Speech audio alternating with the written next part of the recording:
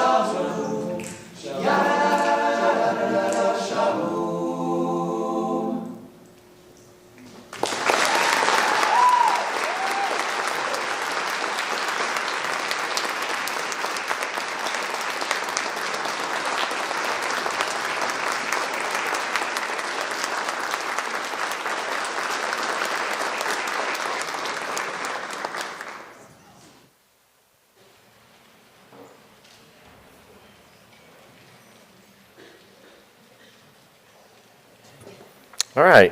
Good evening, everyone. Thank you for joining us. Hope you enjoyed student showcase tonight by the Cantando Mixed Show Choir from Lake Belton High School. Another round of applause.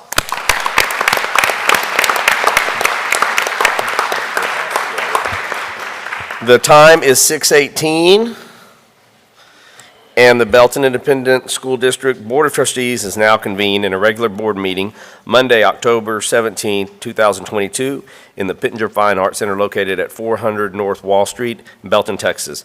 A quorum of board members is present. This meeting has been duly called, and notice of the meeting has been posted in accordance with Texas Open Meetings Act, Texas Government Code, Chapter 551.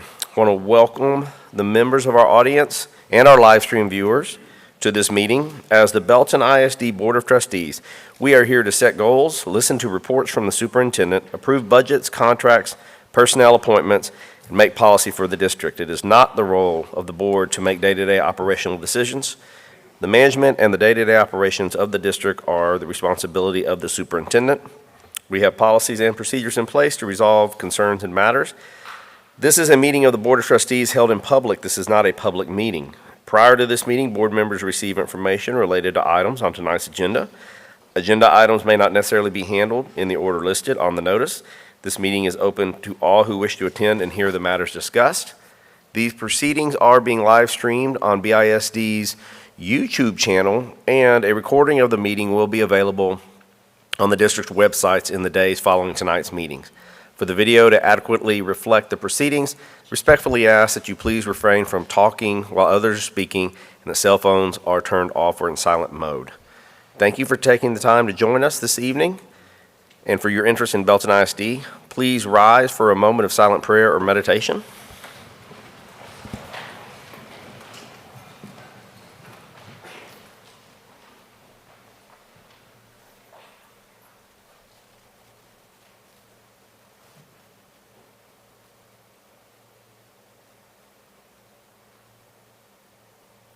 Okay.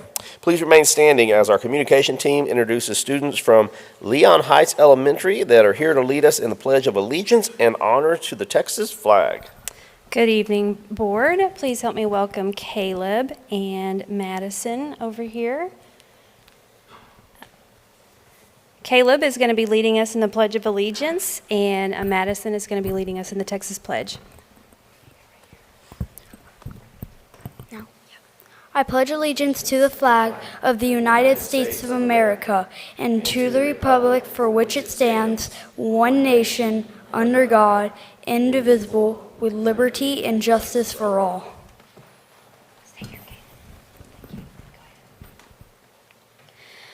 Under the Texas flag, I pledge allegiance to the Texas, one state under God, one and indivisible. All right, thank you. I'd like to tell you a little bit about Madison and Caleb. Madison De Filippo Reyes, her favorite subject in school is science. She plays soccer and loves art, and her friends would describe her as sassy but kind. And Caleb Frary, his favorite subject in school is math, and he likes social studies. He enjoys baseball, baseball, baseball. His friends would describe him as friendly and caring. Thank you guys so much.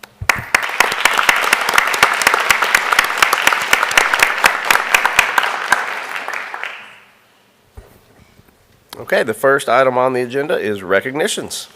Good evening, Board of Trustees and Dr. Smith. It is my pleasure to do our recognitions this evening. I want to mention that our cantato choir, they had a performance tonight at 6, and that's why they stepped out. But let's give them a round of applause because they were excellent.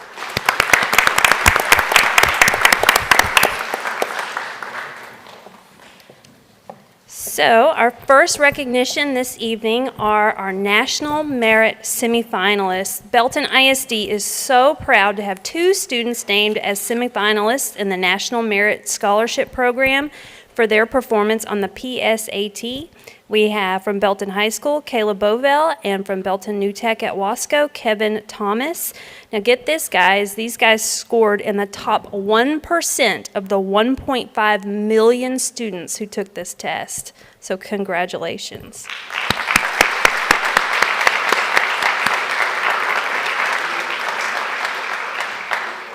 Up next, we have our National Merit Commended Scholars.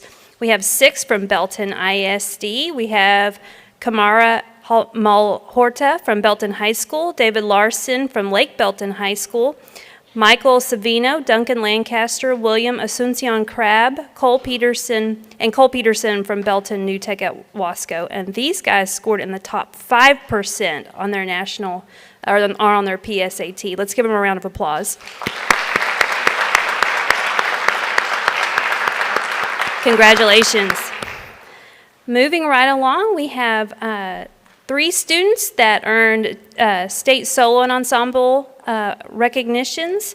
We have Rachel Kim from Lake Belton High School, Angel Rios Torres, and Ethan Rasmussen, and they are from Belton High School. Those 2 both graduated, but we are very proud of these musical students. Congratulations.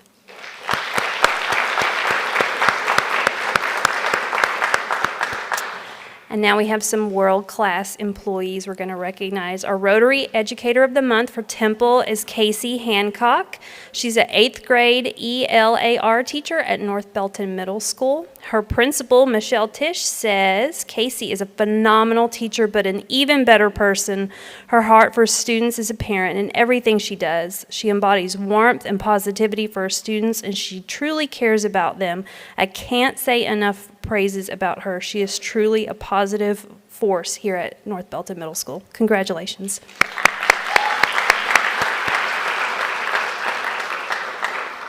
And our Rotary Educator of the Month for Belton is Julia Potts. She teaches 5th grade at Sparta Elementary. Her principal, Julie Manley, says she works really hard to build a classroom where students are an active part of every process and step in their learning. She builds relationships with her students and their families.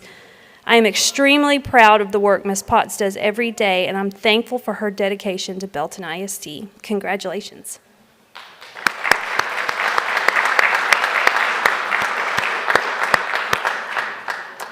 Up next, we have some troublemakers in the room are going to get recognized. Our wonderful principals. Every October is considered National Principals Month, and it is a time as a district that we celebrate these campus leaders for all of the very, very many hats that they wear to ensure that our students are successful. Just give a shout out to Sheila Servachik, Christopher Lockamy, Elizabeth McMurtry, Gina Sniffen, Marcy Beck, Christy Chandler, Hope Orsag, Becky Vaughn, Dawn Schiller, Julie Manley, Aubrey Itz, Tim Goodridge, Chris Hobson, Michelle Tisch, Kevin Taylor, Ben Smith, Jill Ross, Kim Winters, and Sandy Garrett. Our district would not be the place that it is without these amazing leaders. Congratulations, guys.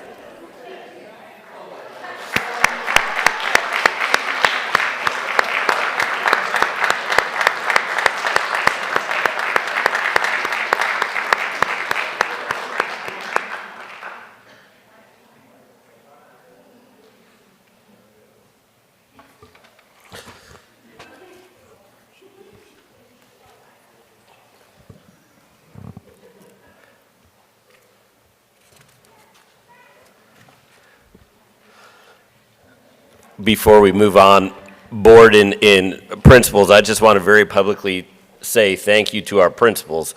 So if we think that the last 2 years have been tough on anyone, it has been on principals. And they have done nothing short of amazing work in our school district, and they continue to. I was at Lakewood Elementary for their instructional leadership meeting the other day, and I was blown away by the math-focused conversations they were having. They are all in for the kids in the school district, and they are all in for our staff, and we couldn't do great work in this district without them. So principals, on behalf of all of us as a team of 8, thank you, thank you, thank you.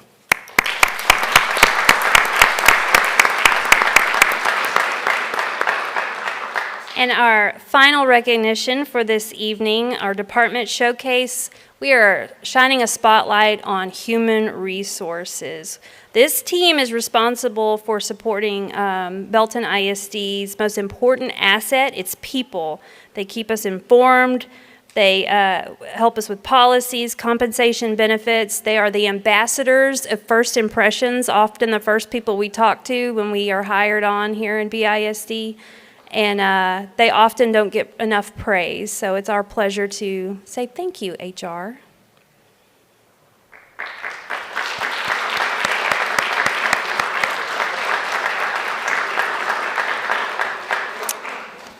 Thank you. That concludes our recognitions. Yep. Okay, we're about to start the board meeting. It's fascinating for those of you who want to stay. But if not, we're going to take a short break to allow people to leave the auditorium.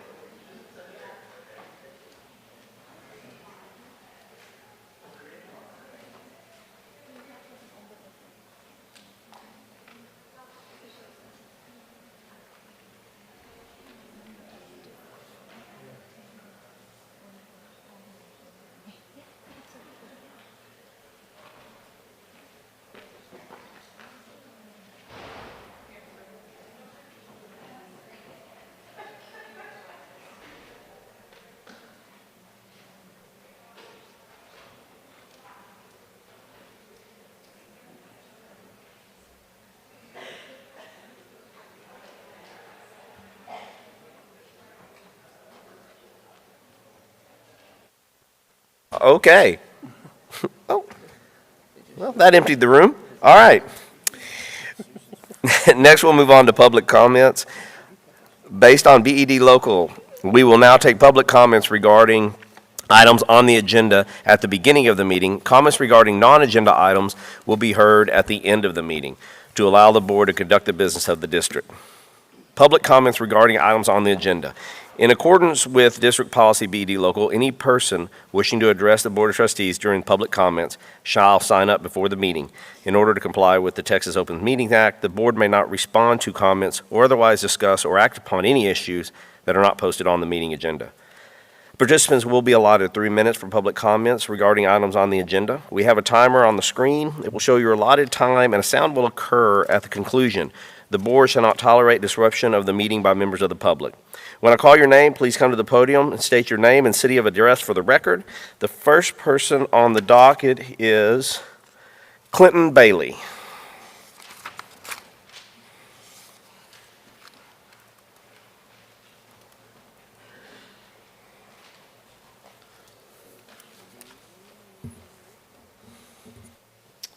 Hello, Clinton Bailey, 445 Bella Rose, Belton, Texas. Good evening. First, I'd like to thank each of you for your selfless service to our community while serving as the board. So my name is Clint Bailey. This is why I'm here. So I'm an active duty service member, currently serving at Fort Hood. My wife just started a nursing career at a local hospital. This required our elementary child to be a first-time bus rider. About 2.5 months ago, I called the bus bar and requested a bus to take my child to school. I was shocked to learn that there was no bus stop provided because we live 1.8 miles from the school, and that the state policy states that no bus will be provided for children living within 2 miles, regardless of age, although some exceptions may apply. I spent time educating myself on the state and local policy. I researched what other ISDs were doing. Temple's 1 ISD, Temple ISD 1 mile, Killeen ISD 1 mile. I sought advocacy help from the state representative Hugh Sean's office and various advocacy groups. I was able to meet with Superintendent Operations Mr. Mike Morgan to discuss adjusting the Belton ISD policy to reflect the commitment of prioritizing children's safety.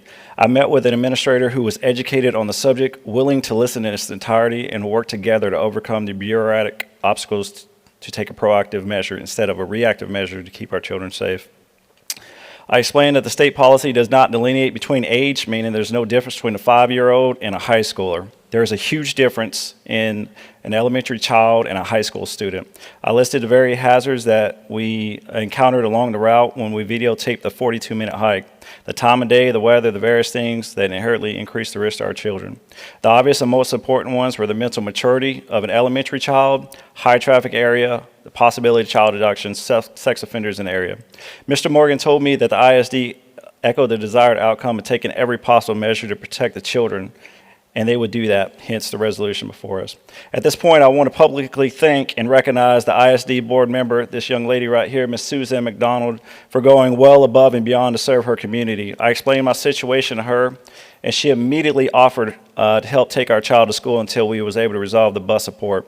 She is an exceptionally selfless person who truly cares. She did not know us, but we mattered to her. We thank you more than you know. If we had more Ms. Suzanne McDonald's in the world, we'd be a better place.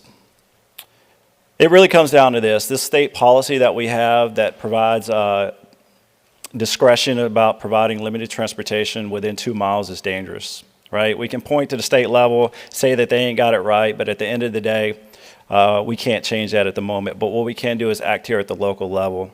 We can act here, we can prove, and we can show the other ISDs that Belton's ISD priority is children's safety. We can prove to the parents, and we can look our children in the eye and tell them that their safety is our #1 priority, and that is non-negotiable.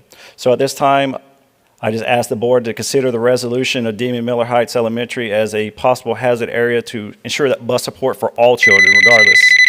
Thank you. Thank you. The next item on the agenda, Journey of a Graduate Collaboration. Dr. Smith?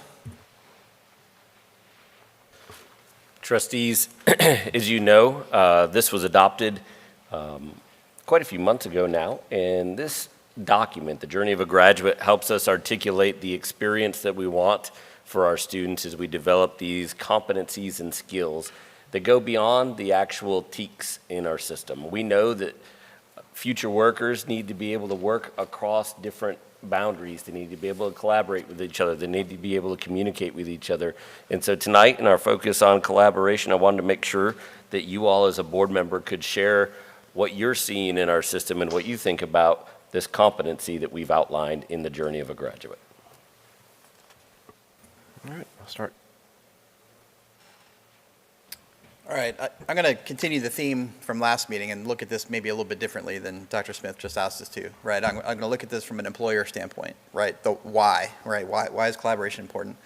So again, I come from the IT consulting background, and at this point, all the easy problems have been solved, right? There are no more one-person problems in the environment that I work in every day. And so it's all about the team effort and bringing a diverse team to the table who can look at the problem in different ways. to find ultimately what the best solution is that's going to fit the constraints. And so for me, collaboration is a non-starter, or it is like table stakes, right? You've got to be able to come in the door and work with the people around you, people that, you know, have a different background from you, who know different things from you, in order to climb that mountain. And so this is one of the key things that we look for from an employment standpoint. I won't echo too much on just the importance of collaboration. I think we all agree and know how important it is that we learn to collaborate, because without collaboration, we can't get much accomplished.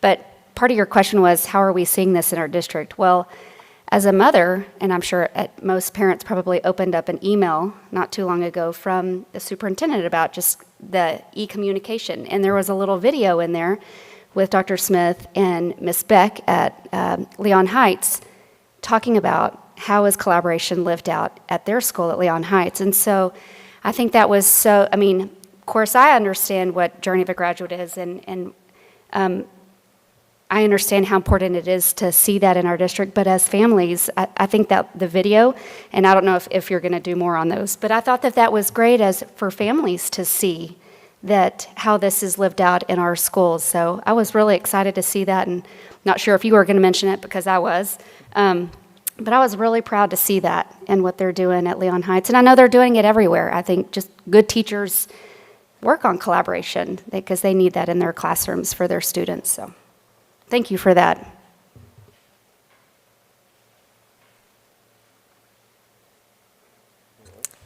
Yeah, so, you know, with collaboration, there's so many other skills that are learned. For one thing, you learn how to listen, which is a lacking skill, I think, sometimes in our world today, listening, respecting somebody else, learning how to respond when you do have a difference of opinion, learning the appropriate way to talk to people with civil discourse, a beautiful and wonderful and also missing skill in our culture today. So collaboration is incredibly important. And Chris Flora and I took a trip to Pirtle the other day and watched kindergartners collaborating in their little stations and learning all kinds of different topics, and first graders as well. And it was beautiful. I just absolutely love to see it. I know that because I'm an elementary teacher, I know that we do a lot of that on the elementary level. It's not the way I was raised. You know, we all just sat in rows when we went to school. At least that's the age I am. But now with kids getting to do that, it's just such a strong and valuable, important thing all the way through 12th grade.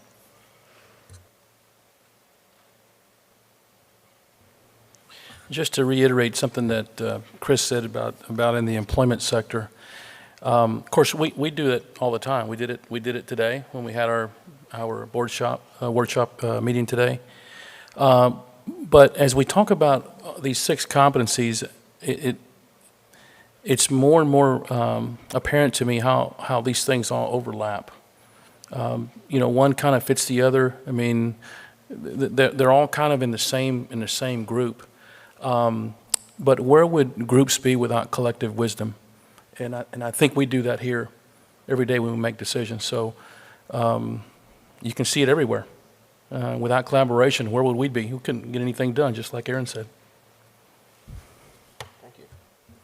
Dr. Smith, do you have anything to add? The only thing I'd add is in this definition, we talk about building collective commitment toward common goals. And to Janet's point just a little bit ago, that's a skill that we know we need to continue to work on in enabling our students to work together to achieve something great, because it'll pay off now, but also in the future for them.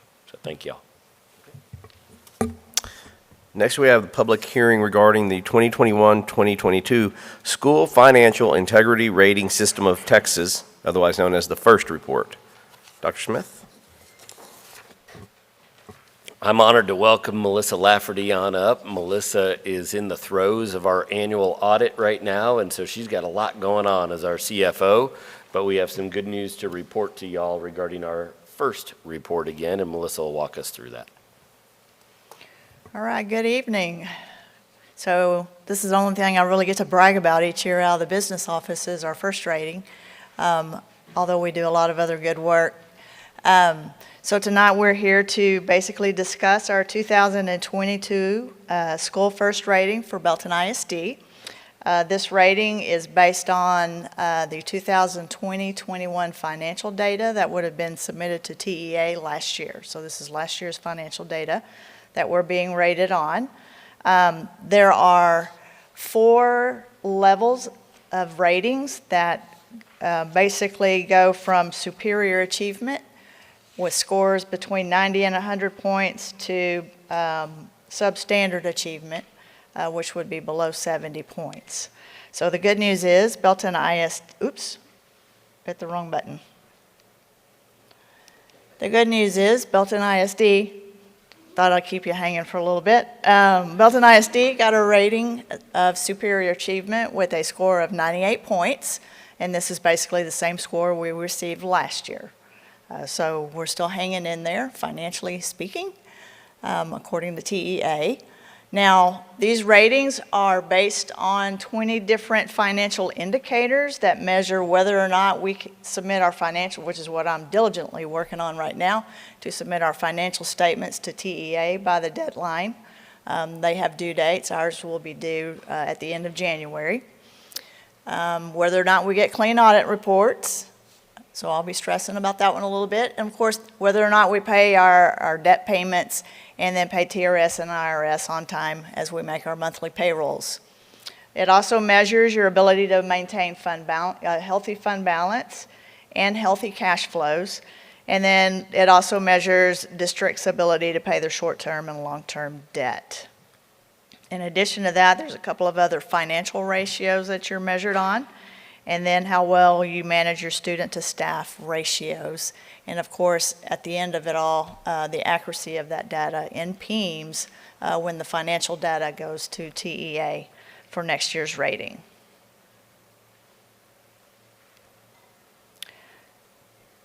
So under School First, every school district in Texas is required to hold a public hearing and distribute a financial management report with their first rating.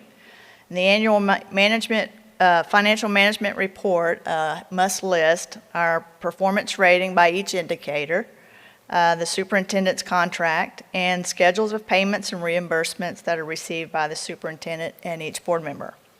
Each of you have been provided a copy of that financial management report, and additional copies are available for the public's view, and they are available in the foyer when you come in. So, Mr. President, whenever you're ready, we're ready to open it up for a public hearing. Okay. We'll now hold a public hearing regarding the 2021-2022 School Financial Integrity Rating System of Texas report. Connie, did anybody sign any forms to speak? No? Okay. At this time, we will close the public hearing and move on to action items. All right. Thank you. Thanks. I do want to thank Melissa coming in mid-year as a CFO and diving into all of these things are a challenging piece, but we're proud of the financial status of our school district, and Melissa's doing an excellent job for us. Okay. First item, action item, is to consider and discuss, take appropriate action regarding legislative priorities for 2022-2023. Dr. Smith? Trustees, as you know, we've talked about this for a few months now in various sessions. We started with a workshop back in the spring with the entire board, and then we've gone through our policy committee a few iterations as well. These are important because they provide us foundational language for us to, as a team of 8, properly advocate for the school district as we approach a legislative session. As you all know, one of the key responsibilities that you have and that I have as a team of 8 member is advocating appropriately for the needs of the school district with our lawmakers. And so this provides us talking points for that. Not that they can't evolve over time, but we wanted to adopt these just like we did in the previous legislative session so that we're all on the same page to start the legislative session coming up. Okay. All right. Questions and discussions around this? No? Okay. Then do we have a motion to adopt the legislative priorities for the 2022-2023 school year as presented? I have Mr. Floor. I have Mr. Taggart. This is the second. All in favor? Okay. That passes. Thank you very much.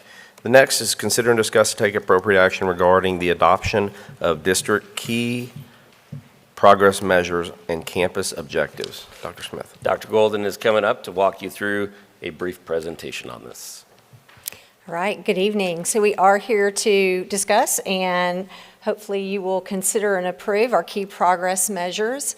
Just real quickly, as you know, going through your Team of 8 training and your experiences on the board, these are 3 key areas represented on the screen of the role of the board in setting our vision, our goals, creating the conditions for systems and processes to support those goals, and then, of course, our responsibility to bring progress on those goals and key progress measures to you. So that's the key governance function that we're talking about tonight and this evening. So you have adopted a vision, values and beliefs, goals, and you've also created the conditions in which we brought over 100 members of our community and students and staff to create a strategic plan. We're here this evening to present key progress measures aligned to those goals. We've also been working on district and campus improvement plans, which are where the actions are captured in our plans and how we actually move forward in achieving the goals that you've set for us. And then, as you know, moving forward, we'll continue to provide you with updates on those goals and our key progress measures through board workshops and future board meetings. And so this evening, we're presenting key progress measures and our campus objectives to you. As you know, we've worked to create alignment in our system from vision, values, and goals all the way up through our key progress measures, and you see that alignment through the district and into campus action. So this evening, we're presenting again our key progress measures for your consideration, as well as our campus objectives and their campus improvement plans. All right, board, any questions? Well, I feel like we just had a presentation on this in a workshop. I was going to say something. I appreciated the workshop earlier. You know, it kind of hit on a lot of this stuff, and I appreciate those time that we get to sit and listen to some of this and dive deep into it. I didn't say a whole lot. I think each of us have our own little wheelhouse that we like, and that's not necessarily my strength, but I appreciated the information that y'all provided us tonight, and it kind of made this a little, easier to understand what we'd had in our package. So thank you. All right. All right, if that's the case, do we have a motion to adopt the district key progress measures and campus objectives as presented? I have Ms. McDonald and Ms. Lee as a second. All in favor? Okay, that passes unanimously. Thank you very much. Yeah, thank you. Next is consider and discuss and take appropriate action regarding targeted improvement plan for Southwest Elementary School. Ms. Gabby Nino is here. As you know, Gabby serves as our Executive Director of Elementary Leadership, and she works hand in hand with our principals at the elementary level. She's here to present tonight on a targeted improvement plan for Southwest Elementary School. Good evening, board. I'd also like to acknowledge that Don Schiller is here. We've worked very closely on this plan together, as well as Holly Moore, who is here as well and serves as our district coordinator for school improvement. So I'm here this evening to consider, discuss, and seek your approval on the targeted improvement plan for Southwest Elementary that was developed for this school year. As a part of the federal accountability system, Southwest Elementary was designated as a comprehensive school for support and is required to develop a targeted improvement plan based on their state accountability results on STAR. So Dawn and Holly and I, as well as her campus leadership team, have gone through an extensive process to learn and develop a plan that is aligned to their campus improvement plan with some greater level of depth. So I'm going to walk you through just a little bit of that tonight. Any campus that is designated in need of support and required to engage in activities for improvement by the state or federal government must use the Effective Schools framework, and you see an illustration of that on the board here. There's several components of the Effective School framework that I'll just give you the high-level descriptor of what those are, and then talk to you about areas that were determined as focus areas for Southwest Elementary. Right at the center of the Effective Schools framework is effective instruction, surrounded by strategic staffing, high-quality instructional resource materials, culture, and then the big circle around is really focused on school leadership and planning. Our team went through some professional learning with the Region Center and the Texas Education Agency and walked through an extensive needs assessment in each of these different key areas that have success criteria outlined. And through that process, Dawn and her team have identified that 1.1, strong leadership and planning, as well as 4.1, daily use of high-quality instructional materials, are the target areas for them to focus on and elevate. I want to be very, very clear. The 1.1 does not imply in any way that we do not have a strong leader in place on our campus. There is nothing about it that implies that. Dawn Schiller is doing a phenomenal job building her team. As you're well aware, there's been significant disruption in the last few years during her time there, and she has a growing team this year with a new instructional coach and counselor. So they're really focusing on clear roles and responsibilities and ensuring that all of their key work is very targeted and focused, and that is the focus in 1.1 that they've determined for need. The second one is daily use of high-quality materials, and there's a key piece in here with planning calendars, interim and formative assessments that we'll see as I go a little bit deeper into what they've selected, but those calendars are critically important to further work that I'll talk about. Beyond a campus doing a needs assessment, a district has to make commitments to a campus as well. And what we want to make real clear as well is that Southwest Elementary is not going to engage in this improvement work on their own. We're making commitments to the campus as well, and I want to talk about a few of those aligned to each of these key areas. The first one being campus leadership. You've heard about the key work that Arturo and I work alongside principals with in McCrell. The ESF is very aligned. The Effective Schools Framework is very aligned to that work. So one of the commitments that we're making is that the continued coaching will be in place around those leadership responsibilities and actions, and my frequency and support for Dawn and the campus has increased this year. When we're together, we're very focused on classroom observations and are the student experiences aligned to the standards and level that they should be, and how that looks progressing over time. A third area aligned to that school leadership is looking at performance data aligned to their goals. We've worked very hard to strengthen our data supports for campuses, and so we've outlined milestones along the way through the year that she'll have data that she'll be able to make decisions on, as well as her instructional leadership for the sake of her students. And so we've improved those systems. Related to 4.1, our teaching and learning team articulated in workshops some of the key work that they're engaged in. But related to 4.1 at the campus level, there's high quality professional learning being put in place for our instructional leaders and our campus teachers. You see the instructional design days. The reason I wanted to highlight the calendar component of 4.1 is that our instructional design days are scheduled periodically throughout the year, aligned to instructional timelines that are emerging. So Dawn's team of teachers are present there, as well as her instructional coach, and Dawn has been as well. So they're aligned to the timelines, and her IC is able to come back to campus and support teachers in planning aligned to that. The curriculum rewrite, all the work that our teachers are doing in those curriculum days, or the design days, are feeding what our future curriculum will look like. Their work is helping to build that. And to have teachers as a part of that work increases the level of implementation at the campus level. And finally, the math instructional framework work that Deanna discussed. There's professional learning that goes along with that. And one of the key supports for Southwest is that our math curriculum coordinator is a regular part of the routine practices at Southwest. Jennifer Williams is on the campus bi-weekly with Dawn's team, engaged in a book study and really studying the foundational instructional practices as students build number sense. So these are district commitments aligned to the work that the campus is doing as well, and it was very important for us to align those practices to ensure success at Southwest. So those are the areas that we have determined to focus on in her targeted improvement plan, and I want to be able to answer any questions for you all prior to approval. Just a couple comments.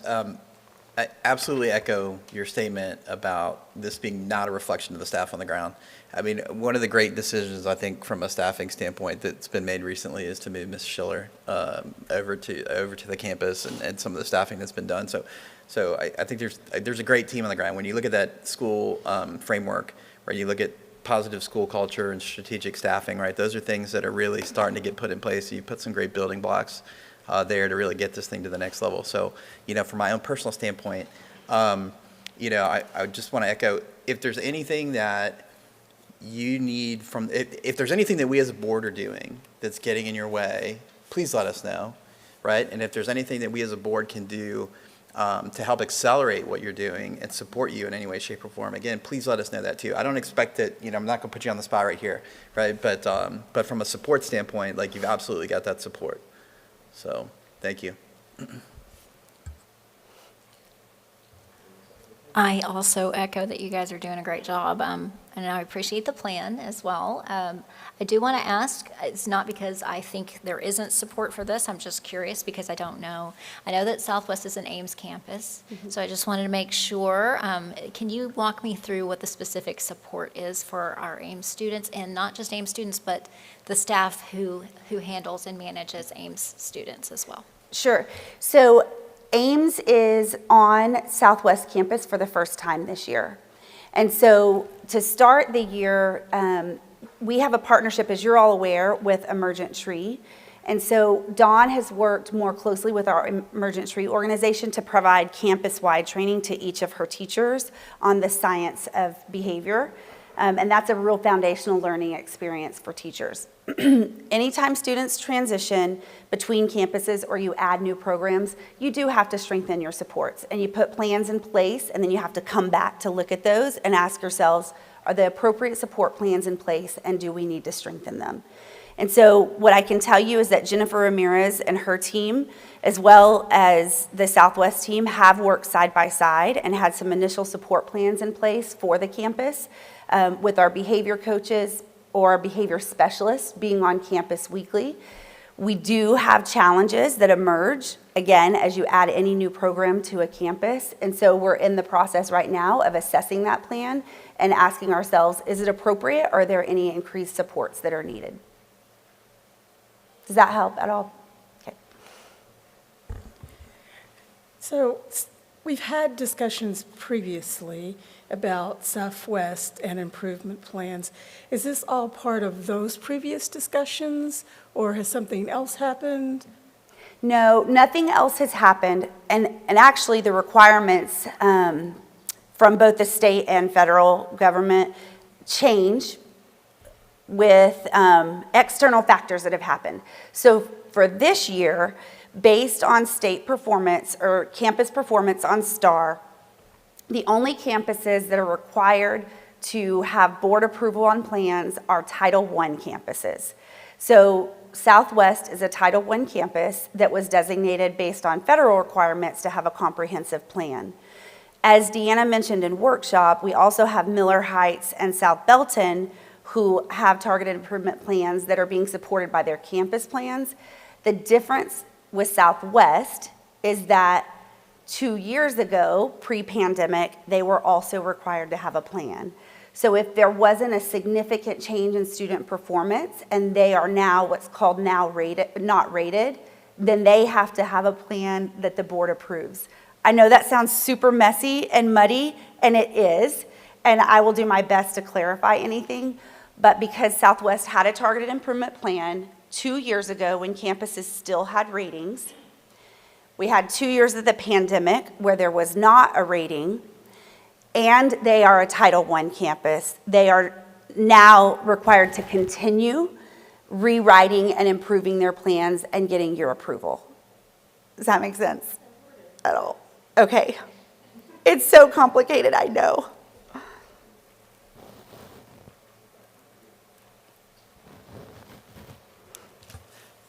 When I listened to everything that was said in the workshop and then listened to your presentation today or tonight, it sounds like a great plan. Mm-hmm. And I'm looking forward to seeing what happens with it.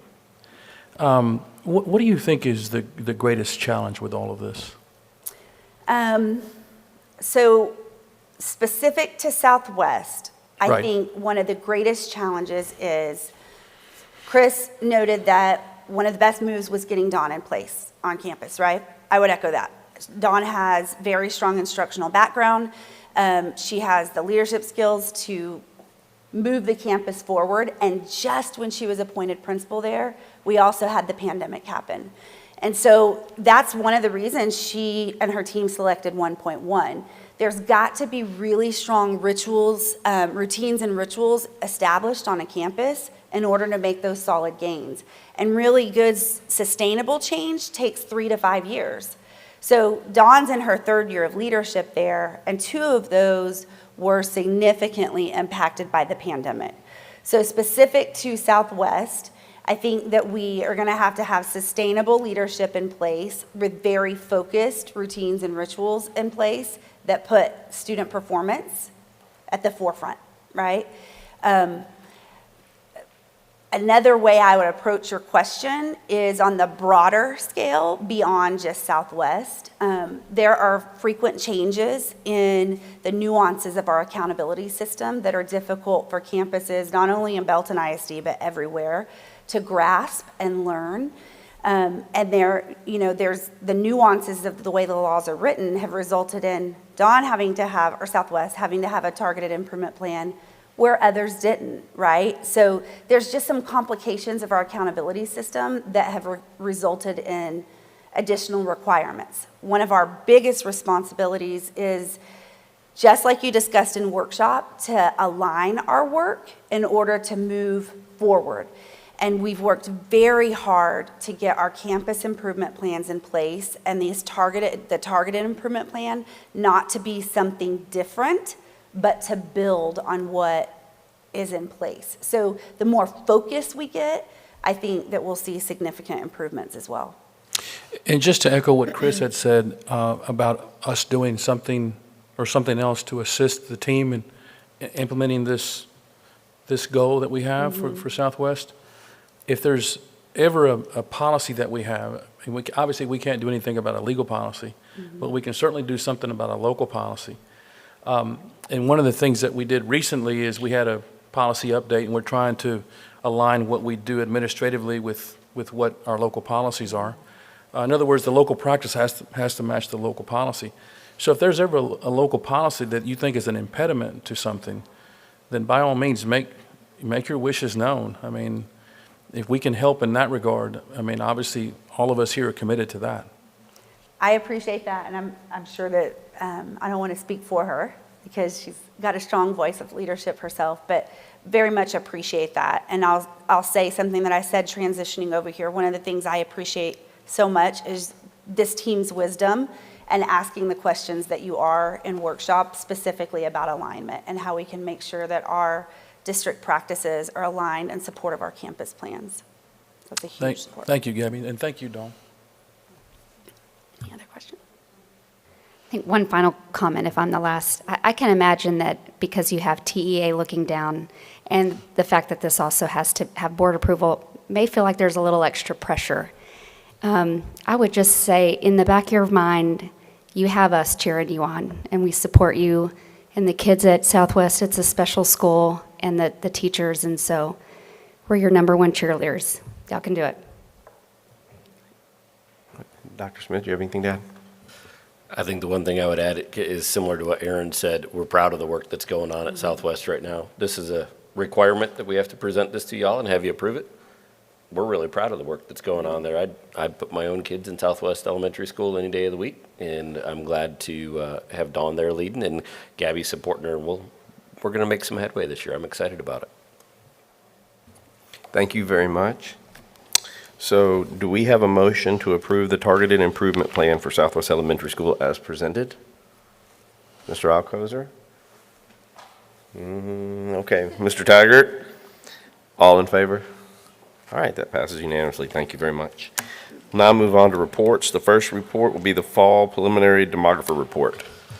As you all know, Mr. Bob Templeton is here, and he works with Zonda Education, and he is here to present our twice annual demographer report. I believe the last time we had him presenting to you all was March, and so Bob, take it away. Well, thank you. Good evening. It was great to be here with you. Both my kids were choir kids in high school, so that was really fun to see the performance. Brought back some good memories of my kids in choir, and that was a real pleasure to see that. Well, tonight I'm going to touch on the enrollment trends that we're seeing for this year, and you'll notice that this year's enrollment, although it has grown, is a little under what we forecasted. So we really thought that your enrollment was going to be closer to about 13,900, and you can see we're sitting at about 13,600. There's a couple of big things going on. I'm sure you're very aware of what's happening with the housing market related to interest rates. So we've seen a huge increase in the interest rates from the spring when the interest rates were about 3% for a 30-year fixed year mortgage. Now they're about 7%. So we've seen a huge change in the interest rates, which is affecting the housing industry. It's affecting it to where we're seeing some cancellations on contracts. It's slightly tied to the fact that the single-family construction industry is still struggling to finish homes on time. So that delay of getting those homes finished over the summer, we have seen across the state of Texas an increase in contract cancellations. It's related to affordability. That change in the interest rate from 3% to 7% roughly raises the monthly mortgage anywhere from $800 to $1,000 a month based on the price of the home. So that's a pretty significant headwind that we believe is causing some of this slowdown that we're seeing. Now, I want to touch on the economy, big picture on the unemployment rates. You can see the unemployment rates for the region are just about where they were prior to the pandemic, but I'll say it still doesn't quite feel that way. And it doesn't feel that way because every industry is struggling to fill open positions. So it's a struggle for professional services, it's a struggle for leisure, hospitality, the restaurant industry. We're feeling it in our industry. I've got 2 open positions. I lost an employee last week, and it's just this turnover that's continuing to challenge the labor force. So even though those unemployment rates are close to where they were prior to the pandemic, I'll say it doesn't really feel like it. I know it's been a challenge for education, for the support service roles, transportation, food service, substitute teachers as well. Now, the housing market, as I touched on earlier, the housing market is interest rate sensitive. You'll notice by total sales within Belton ISD, 2020 was a record-breaking year. We had a little bit of a fall off in 2021. That's just compared to that record-breaking year in 2020. We suspect that the 2022 home sales are going to get back down to where they were in about 2018, 2019. So what's also kind of happening is we're seeing things kind of return to pre-pandemic levels. When I say that, I'm really referring to the pace of construction and to some population trends. But overall, the housing market is still building, so we still do have significant numbers of homes under construction. The development community is still working to deliver lots, so it's not stopping, it's just slowing down that pace.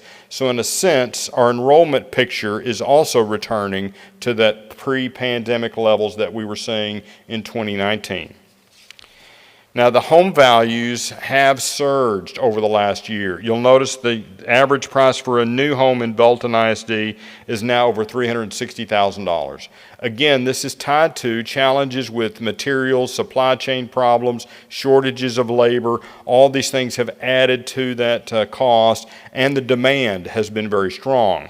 The average price for an existing home has gone up to about $288,000, so we've seen a very healthy increase in the rate, the values of both new and existing homes.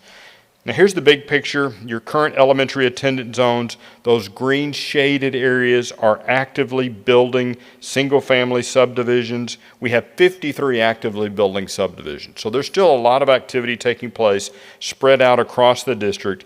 We have 16 future subdivisions that are in the planning stages. Of those future sections, we've got about almost 1,900 lots that are in development. So these are areas where you see a red outline around either a green or a yellow shaded areas. That's where the bulldozers, earth moving equipment is working to deliver new lots. Now, on the multifamily side, we are monitoring some multifamily construction. These purple shaded areas are multifamily areas that are under construction. We have 235 units of multifamily under construction and an additional 660 multifamily units that are in the planning stages. Now, multifamily, from what we are understanding from our research across the country, multifamily is positioning to surge. And again, it's tied to this interest rate challenge and the affordability of single-family homes. We're also seeing a significant expansion of a new form of multifamily called the single-family for rent. So the single-family for rent product is likely going to be surging over the next couple of years.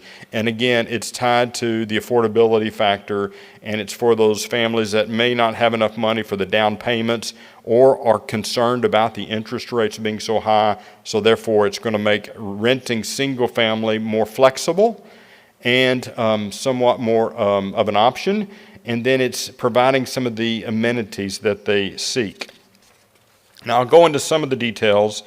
This is the Lake Point Terrace subdivision, which is, one of your larger subdivisions. It's 636 total lots. About 150 homes were under construction when we did the research. There are future phases that are in development. That yield of students per home is 0.81 students per house. That's a little bit higher than the district's average. It's also a little bit higher than what we see across many of our clients. I think it's the proximity. I think it's the location of the subdivision in relationship to some schools. And it's also a good price point. But 0.81 is the yield we see at that subdivision. Next is the Skyview Addition and the West Canyon Trails. This is down in the Trism Trail Elementary Zone. Skyview is a brand new subdivision. The final plat was approved this past July. The groundwork is underway on all of the lots in Skyview Addition. Next, we're looking at West Canyon Trails. It's about 174 lots. There were 35 homes under construction when we did the research. We expect they'll build about 40 to 50 homes per year. That price point starts at about $250,000, and that yield is 0.244. We expect the yield will go up because it's a newer subdivision, so it's still in its early stages of getting families moving in there. Now, I wanted to touch on this future development. It's in the northern part of the High Point Elementary Attendance Zone. Represents about 80 acres. They have just started the groundwork on those. You can see from this satellite image from this summer that the street outlines and the paving is in, and we expect they'll start building homes this spring. Now, Hubbard Branch, it's about 500 total lots. There were 37 homes under construction when we did the research, about 23 vacant developed lots. There is groundwork underway on phase 2, should be delivered late 22, early 2023. They're building about 50 to 60 homes per year. That price point starts at $250,000. That yield is 0.419 students per home. We do the yield calculations by geocoding your student database to the addresses, and then we calculate the number of students per home based on that geocode. So these yields are freshly calculated each year. Three Creeks, a very large master plan community that you're very familiar with, about 1,500 total lots. There were 135 homes under construction when we did the research. There's about 88 vacant developed lots. There is groundwork underway on phase 9 with 200 lots, and they're building about 100 to 125 homes per year. That yield is 0.65 students per home. Want to reference River Farms. It's a future development. It's about almost 1,800 total lots. The final plat for phase 1 was approved this past May. Groundwork anticipated to begin later this year, maybe early 2023. This will be one we'll want to watch very closely. They may put the brakes on because of this interest rate challenge and what's happening to the housing market. We could see that one slow. So we'll watch to see when they break ground. Typically when they break ground, we know that it'll take them about 12 to 18 months to get the streets and the infrastructure ready for builders. Now here's a look at the multifamily yield analysis. Within Belton, we've got 710 students that are residing in about 2,632 multifamily units. The district average multifamily yield is 0.267. Now, this is a thematic map. Those red shaded areas have yields greater than 0.75. The orange are yielding between 0.5 and 0.75. The yellow is yielding between 0.25 and 0.5, and the green is yielding less than 0.25. This does include manufactured home communities that they do not own the land. So some of these could be manufactured home communities that cause that high yield. We typically see the highest yielding housing type as the manufactured housing type. Now, this is our geocoded dot map. You'll notice we've got about 560 students that are residing outside the district. This represents about 4.1%. These numbers will vary a little bit based upon those geocodes that are right along the district boundary line. It does fall fairly close to what's being reported through the TEA's out-of-district transfer numbers. So it's pretty close representation of the number of students that are transferring in. You'll also notice that about 4.1% is the out-of-district transfers. About 25% reside within the Belton city limits, and about 39% of your students reside within the Temple city limits. Now, here's just a graph. We do track these yields over time. The green line is the single-family yield, students per single-family home, and the gold line is the multifamily yield. You'll notice the multifamily yield has actually gone down over time. The single-family yield has stayed around 0.61, and this past fall's geocode was 0.637. Now, here's a look at the forecast by grade level. You'll notice that it's a little different than the previous projections that we presented last year. We have softened the growth down to about 2.5%. That's basically assuming that we're going to be able to build about 600 to 800 single-family homes per year. So as long as we're building 600 homes a year, then we should be growing at about 2.5%. I mentioned this earlier to the cabinet. The spring of 2023, that's going to be a big year for our research, because then we're going to really understand how the housing market is responding to these interest rates. So we'll make an adjustment if needed in the spring, but this is softening it down to about 600 to 800 homes per year for the foreseeable future.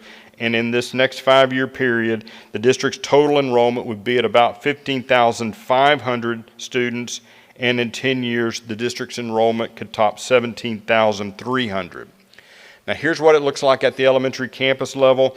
Of course, we know you've got 2 campuses that will open that will relieve, likely it'll relieve Chisholm Trail. It'll also relieve Tarver. There's a couple of other elementaries that may benefit when we get those attendance zones reworked.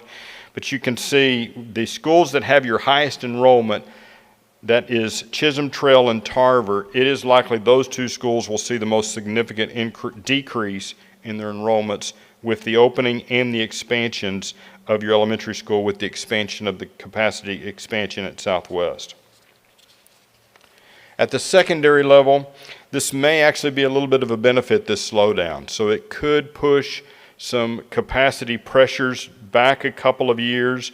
Right now, North Belton Middle School is approaching capacity in the 25-26 year. And at the high school level, Lake Belton High School is approaching its capacity in 26 or 2027. So key takeaways: the enrollment trends are returning to the pre-pandemic levels. So this is still very good growth. It just has slowed down just a little bit. The interest rates are impacting home sales. Spring 2023 will be a key season to see how the buyers are responding to the higher interest rates. The 5-year enrollment is headed toward 15,500 students. 10-year enrollment still will likely top 17,300 students. The new elementary schools needed to support the current elementary at Chisholm Trail and Tarver Elementary. I'd be happy to answer any questions.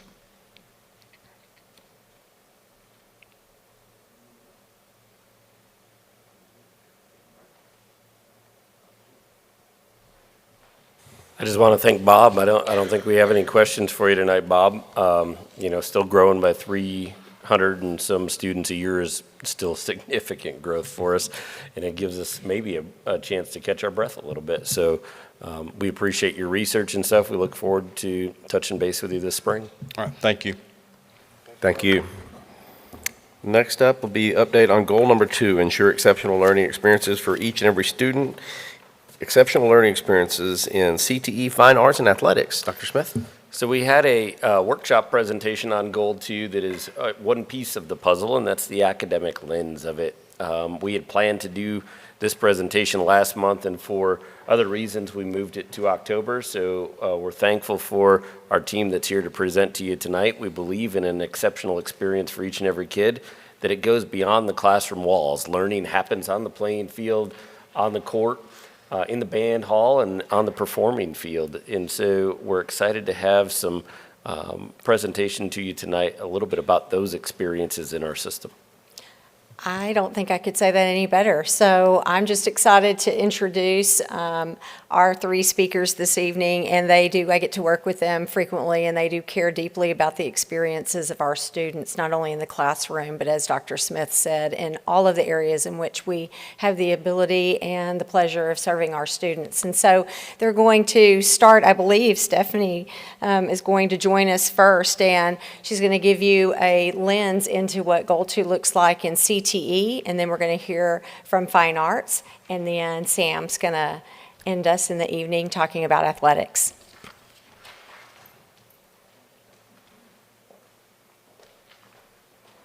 President Norwood, members of the board, Superintendent Smith, thank you so much for this opportunity to be with you tonight and discuss first CTE.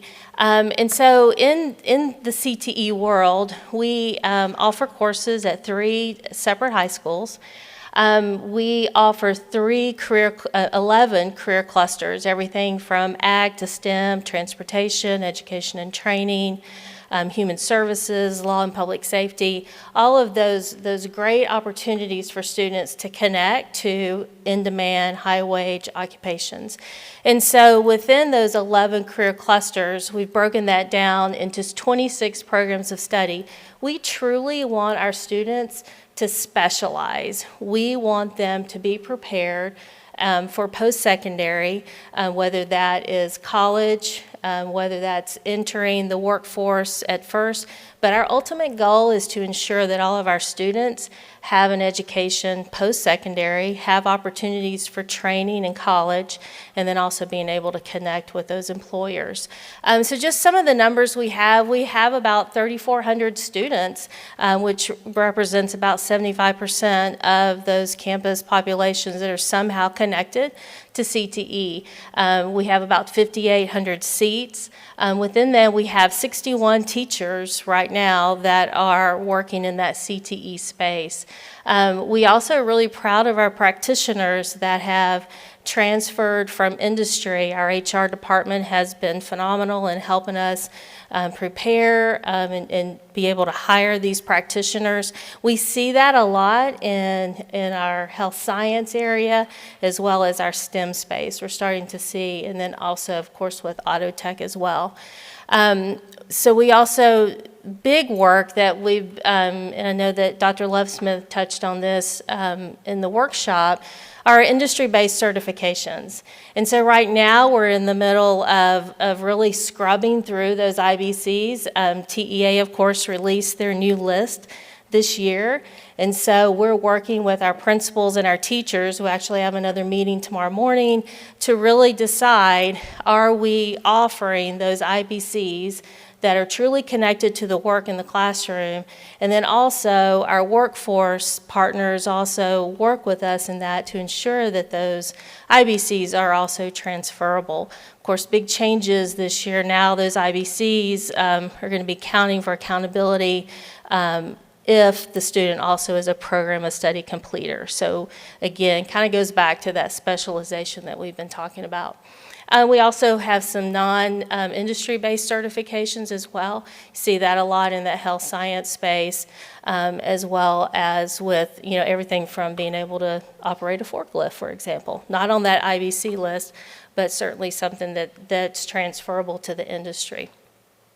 We also have more than 300 students that are also connected to competitions with those CTSOs. That's everything from FFA to BPA to HOSA, those type of organizations. Just a quick little glance at our framework. These are all of the elements that we work for to ensure that we are designing exceptional learning experiences for each and every student. And as you can see in there, we make sure that we have the alignment with our programs of study as well as our courses, our industry-based certifications. Work-based learning is an area that we really are trying to connect to our industry partners and providing those opportunities for students to go out into the field and work. Right now, it's early in the year, but we already have students, for example, at Don Ringler, other auto tech shops. We also, health science is another large one. We've been excited to finally get back to Scott and White since the pandemic, and so our students are starting to filter back into those workplace learning experiences. We also provide career exploration, access. We're always looking at the data, always looking to improve, as well as our post-secondary opportunities. That labor market data is something that we work with that all the time. Our friends at Texas Workforce Commission are great in providing information to ensure that what we're teaching in our classrooms is aligned to those in-demand, high-wage occupations. And then lastly, we've been able to have the opportunity to expand CTE offerings this year. Really excited about some new programs. We've come to you and mentioned some of these, had the opportunity to share. We have the Incubator Entrepreneurship at Lake Belton High School, as well as our Cisco Academy at BHS. These teachers are certainly in the middle of doing lots of training with that right now. Our drone unmanned flight, you may start seeing them flying over the football field over there, the soccer field. Also government public administration, and then our biomedical science at both of our comprehensive high schools. So now I believe that, fine arts. Hold on. Any questions for? No? Oh, yep. Mr. Floor. Something you said piqued my interest. So you were talking about the industry-based certifications and being able to count those for CCMR, but only if the student completes the full pathway. Did I hear that right? Right. So you've got to do the 4-year sequence. That is new. That's Okay. right. For this year, we're still waiting on final guidance from TEA. It is embedded in Texas Education Code, so we know it's coming. We're just waiting for that final review from TEA on how we're going to implement that. But that is coming. Yes. Okay. Do we have any?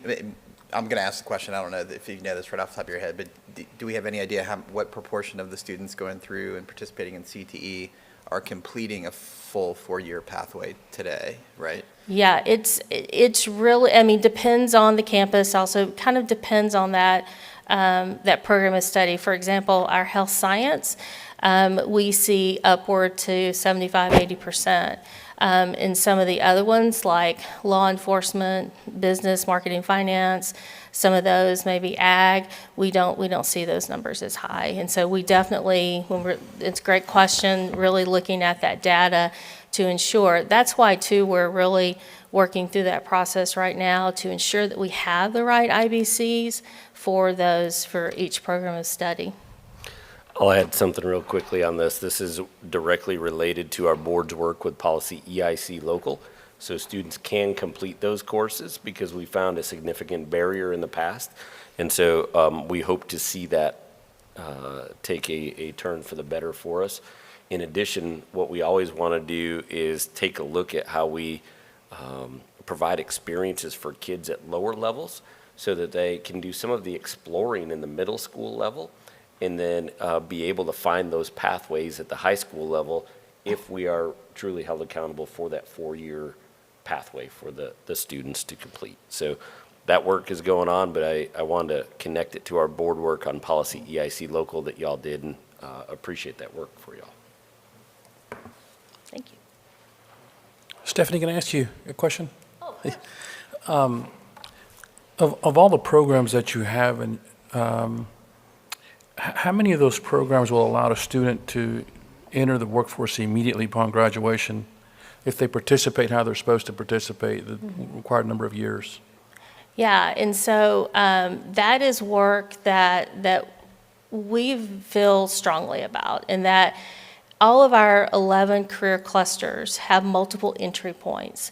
And so we want to make sure that with every career cluster, that every student that graduates in that program of study has an immediate entry point.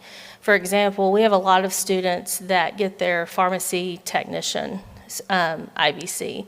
And so what they're able to do is immediately go and work at Walgreens or H-E-B or any pharmacy and then work their way through college, because their ultimate goal may be working in a hospital lab or working in a hospital or actually becoming a pharmacist. And so same with, auto tech. We want to be able to ensure that students have an entry point with an ASE certification, but we also want them to also grow within there. So I would say that all of our career clusters do have at least one entry-level IBC that will get their foot in the door immediately after high school. Thank you. Mm-hmm. Thank you very much. Keith's coming next. Yes.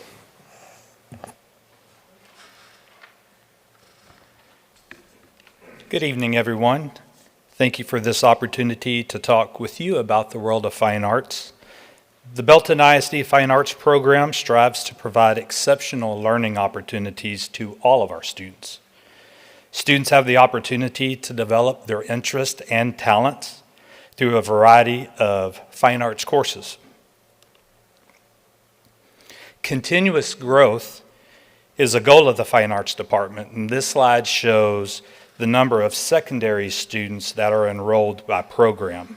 And these are healthy numbers, but as I said, we have a mindset of continuous growth, and as our district continues to grow, we would like to see that growth reflected in the numbers of our individual programs. Thanks to Sam Skidmore and the program that he shared, I can collect data and break it down by campus, by program, by grade level, etc.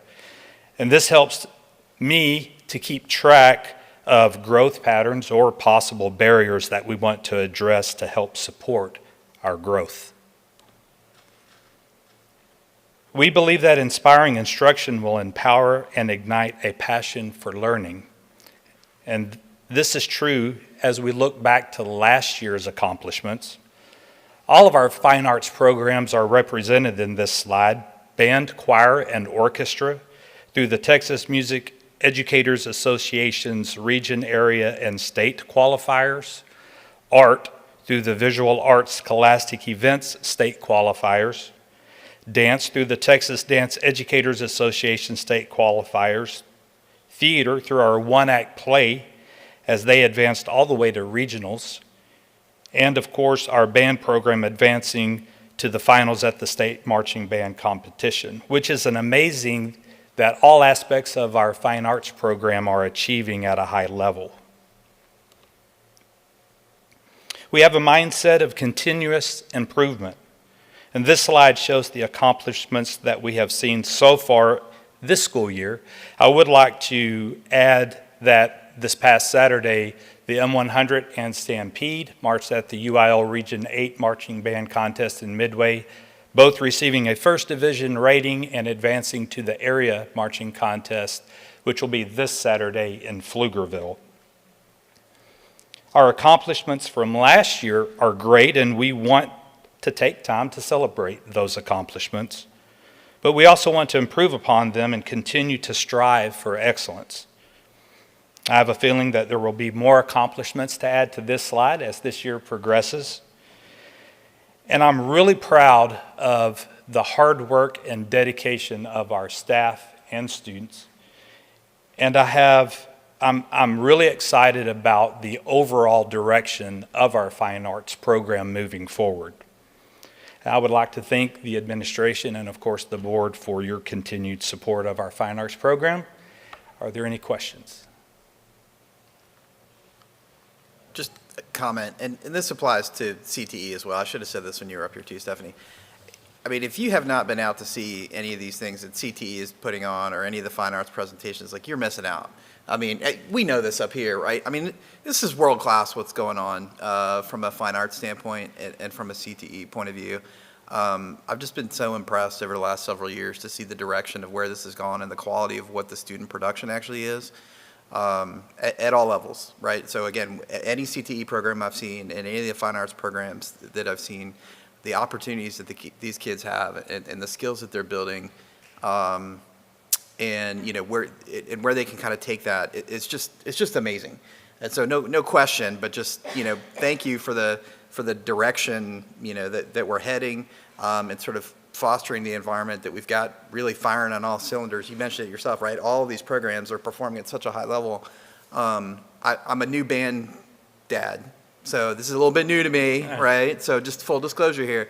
Just the family environment that I've seen sort of in the programs, and it's not just at one school, right? The family environment that I've seen sort of incorporating these kids in, at the band and in theater and some of these other places, like I think goes a long way to that level of performance, right? And the way these kids are really gelling and cohering and coming into these programs. So again, new band dad, thank you so much for what's going on. I also have one going down the computer science pathway too, so whatever. I'm a little more familiar with that.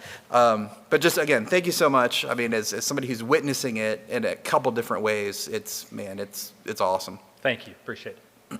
Yeah, I just want to say Chris Floor has just discovered that the band takes your children in August and doesn't return them until October. Exactly. Or November, actually. Right. It's kind of a rude awakening, but I've those been road kids come tripping, back. though, so, I mean, yeah. they learn skills. It's awesome. I was a band kid. All right, Stan. Thank you.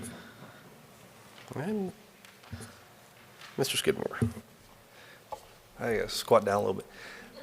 Good evening, President Norwood, Board Trustees, and Dr. Smith. I appreciate the opportunity to talk about the great things going on and the exceptional experiences we're having in athletics. I would like to start off with saying the partnerships and relationships between CTE, whether it's Tiger Media, Bronco Media, and coming to athletic events, or it's Fine Arts and the marching band and the Spurs and the Bells and the performing athletics. And I saw BHS students sending off the band on Saturday, the football team sending off the band, but it's a great relationship that all three departments have and work together. But the 21-22 school year, sorry, I forgot the slide. The 21-22 school year was one of the most successful athletic years in Belton ISD history, and we're off to a great start this year. I'm extremely proud of our 85 Academic All-State Award recipients. We really proud ourselves in athletic academic greatness, and I expect that number to be amazing this year, as LBHS will now be included in this year now that they have seniors and they'll be eligible for the award. Due to the hard work and dedication of our coaches and our student athletes, every eligible program Belton ISD last year made postseason play. And I look back and I don't think that's ever happened since I could, talking to different members of the community, even at one comprehensive high school, let alone two. And those postseason experiences provide a lifetime of memories for those kids. I'd like to point out the 3 state medalists at the UIL state track meet, and one in particular was Ayanna Jones, won the gold in long jump. A little story about her, though. Going into the district track meet, she had little college interest, just a little bit. And she continuously improved, and her coaches worked with her. She won district, went to area, won regional, and then PR'd at the state meet and set a 6A state long jump record, and the offers came pouring in, and she's now at Texas Tech on a full scholarship. But that's that continuous improvement we strive for. And of course, Logan Hall getting drafted 33 overall. That was a big one too. Our preliminary high school athletic enrollment data, over 1/3 of Belton ISD high school students participate in athletics. Our overall athletic enrollment is up almost 400 students since the 18-19 school year. Our middle school enrollment data, almost 60% of BSD 7th and 8th graders are involved in athletics. We are currently have 22 offerings at both comprehensive high schools and 17 offerings at the middle schools. Right now we have 9 offerings at Belton New Tech at Wascow. All are co-ed offerings. We offer swimming, golf, cross country, team tennis, and disc golf and ultimate frisbee as club options at Belton New Tech. One of the things in athletics we really pride ourselves is community engagement, building servant leadership, and giving back to the Big Red community. Each sport participates in a major community service project as well as smaller ones throughout the school year. Of course, 1920, we had a little setback. 21-22, we still had some COVID implications, but this year I'm looking for our community service hours to take great jump forward, and we're really working with our coaches and our different campuses to make sure we're providing that servant leadership and giving back to the community that gives so much to us. Some of the different community service projects we do are some of our teams work at Feed My Sheep, cleaning up the parks. In fact, when I was leaving my office today, Belton High School football on their bye week was out at Chisholm Trail. They were replacing the sand in the volleyball for the city of Belton, and they were cleaning up the park as I left to come down here this evening. But also reading at elementary schools, volunteering at elementary carnivals and fall festivals, and Camp Champion. We had our volleyball Camp Champion a couple weeks ago, and we have our football and cheer Camp Champion at Tiger Field on Wednesday. As well as our BSD Athletic Christmas Toy Drive that Ty Patrick started 2 years ago in partnership with CASA, Bell, and Coryell County. Last year, we implemented feedback loops with each one of our programs and our athletic department as a whole. And we did that to strive for continuous improvement. Getting the feedback from athletes and parents provides them a voice in their experiences, and also allows our coaches to continuously improve and take that feedback back from the parents and address our program each year to continuously grow and get better. Also, our coaches providing our athletic staff feedback also helps us grow as leaders and continues to improve our athletic department and helps our staff feel valued. This year, we're also focused on continuous improvement. We're implementing an athletic dashboard and campus dashboard. This tool will give us a comprehensive look at the athletic department from the district level down to the campus lens. This tool collects data focused around 6 key strategic measures. Our key strategic measures that we're tracking are athletic academic success, encompassing that as our eligibility rate per campus, per sport, per grade level, our A on roll, AB on roll, our academic all district, and our academic all state. So we have our district dashboard all the way down our campus, and we can really dive into that data.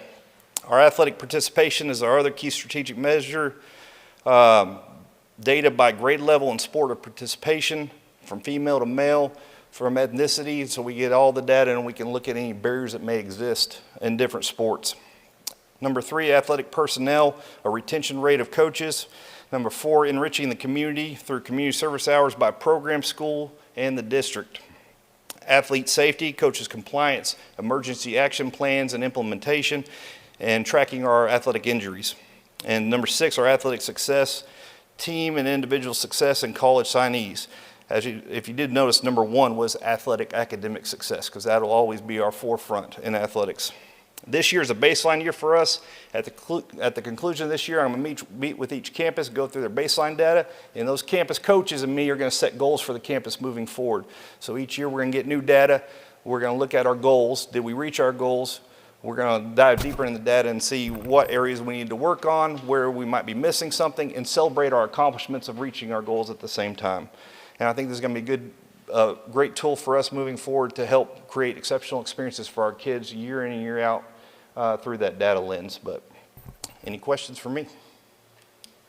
I just have one question. You talked about the feedback loops from the parents and from the athletes themselves. What about the community that they help serve? Do you get feedback from them as well? We don't, but that's something we definitely worth looking into. Also, fan experience down the road, getting feedback from events and that sort of thing.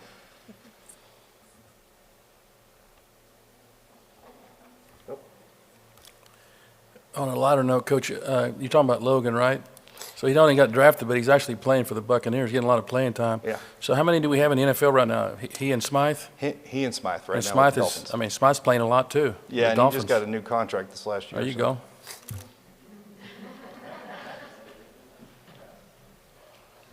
I have just a comment, just a big thank you to all 3 of you.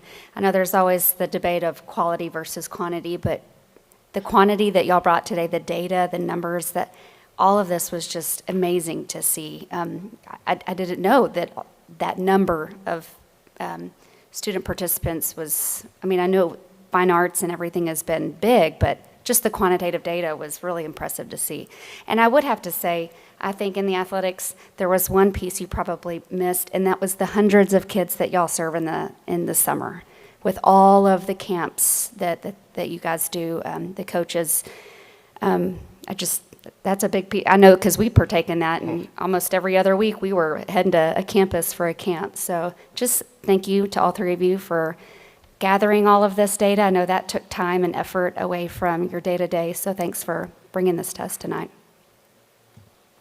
Of course, it's got to be me, right? So I will say one of the coolest things I've witnessed over the last 2 years, I'm going to focus a little bit more on Lake Belton for a second here, because I got 2 kids there, and so I see that a little bit more, is, again, that family atmosphere we were talking about with some of the fine art stuff, right, is also going on from an athletic standpoint, right? When you see a football team roll out to a tennis match and support the tennis team like that. Now, they have no idea that they're not supposed to be cheering loud and all that kind of good stuff. But, hey, you know what? The fact that they were out there, right, and the way that the teams are supporting each other and some of the stuff that I witnessed have witnessed over the last 2 years, right, has been absolutely amazing from that program standpoint. I will also say, if you're looking for an awesome experience, I know it's not on our calendar later, October 21st, Friday, is the second installment of Belton High School and Lake Belton High School volleyball. So that's really, that's the season. They had an amazing match at BHS. This is the loudest I've ever seen. I call it the Tiger Den. But yeah, if you haven't been out to see one of those, you got to get out and see that, because it's fierce competition but so supportive of each other. Yeah, I believe we had 1,400 people at that volleyball game.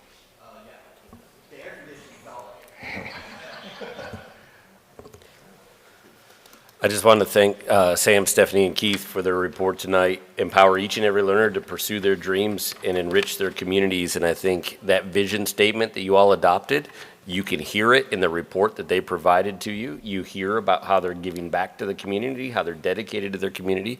You hear how they're empowering students to pursue their dreams. And we're excited about the work that's going on. The other part that I love is that each of them talk about what's coming next. And so we're not going to settle for being complacent. We're always going to take a look at what's coming next and how we can improve. We have a Lone Star Cup in our future, I think, if I'm not mistaken. So we're going to get after that one. We appreciate you all immensely. Thanks for your work. Thank each of you very much. Next is 2022 bond progress update. I'll bet that'll be Coach Morgan. Mr. Morgan's on his way up to give us a brief update on our bond progress thus far. Good evening, President Norwood, Board. Appreciate being here tonight. Very excited. We have a lot of moving parts early in our bond implementation.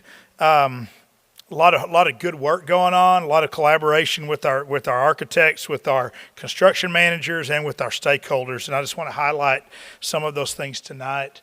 And my purpose is to update you on the process of the progress of the active bond projects. So in construction, our solo project that's in construction right now is Elementary 12.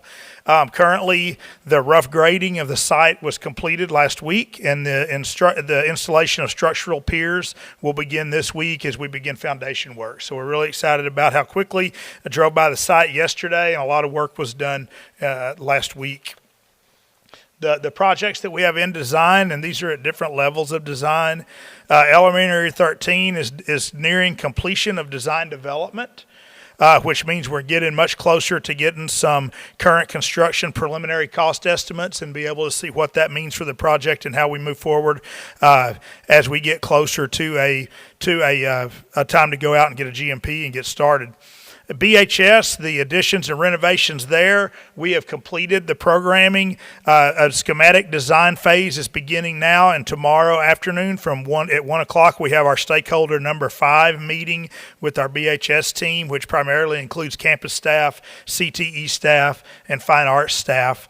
At Lake Belton Middle School, we're also nearing completion of programming. Schematic design phase will begin quickly, and we have our stakeholder number 3 meeting at Lake Belton Middle School tomorrow and talk about the improvements and additions there. Southwest Elementary School, we are completing programming. We have a couple of more meetings with the design team, and then we'll start stakeholder meetings for that addition.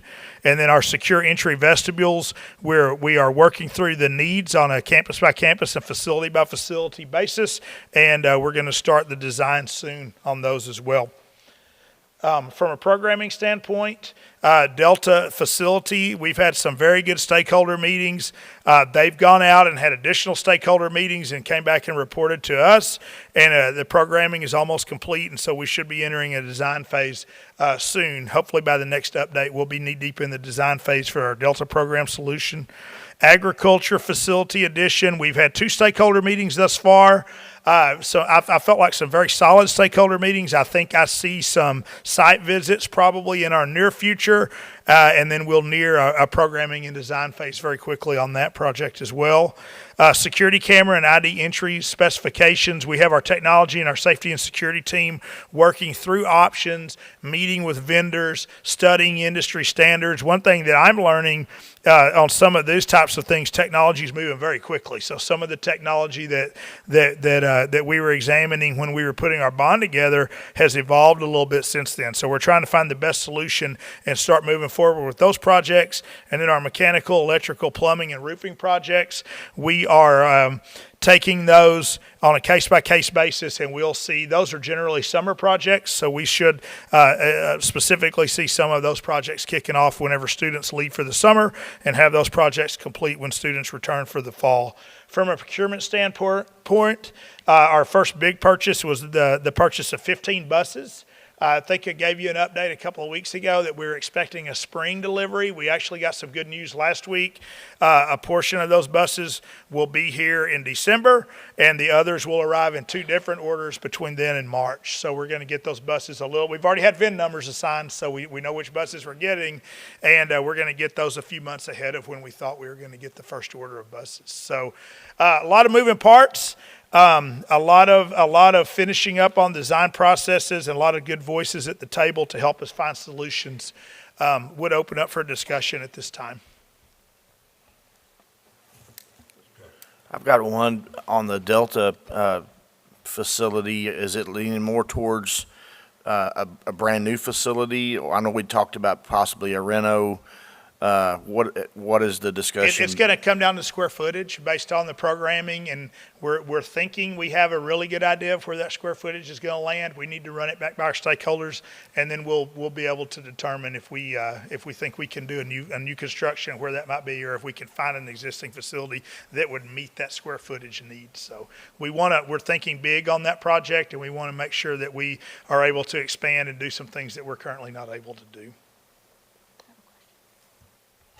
I have a question. When you're talking about stakeholders specifically, like for Delta, are these stakeholders that have kids in the program, or just talk a little bit about that? That's kind of next level. So far we've been with members of our special ed, our special needs leadership, and then they've gone back to the actual teachers that are involved in that and gotten their feedback, and then the next level of feedback will be with parents.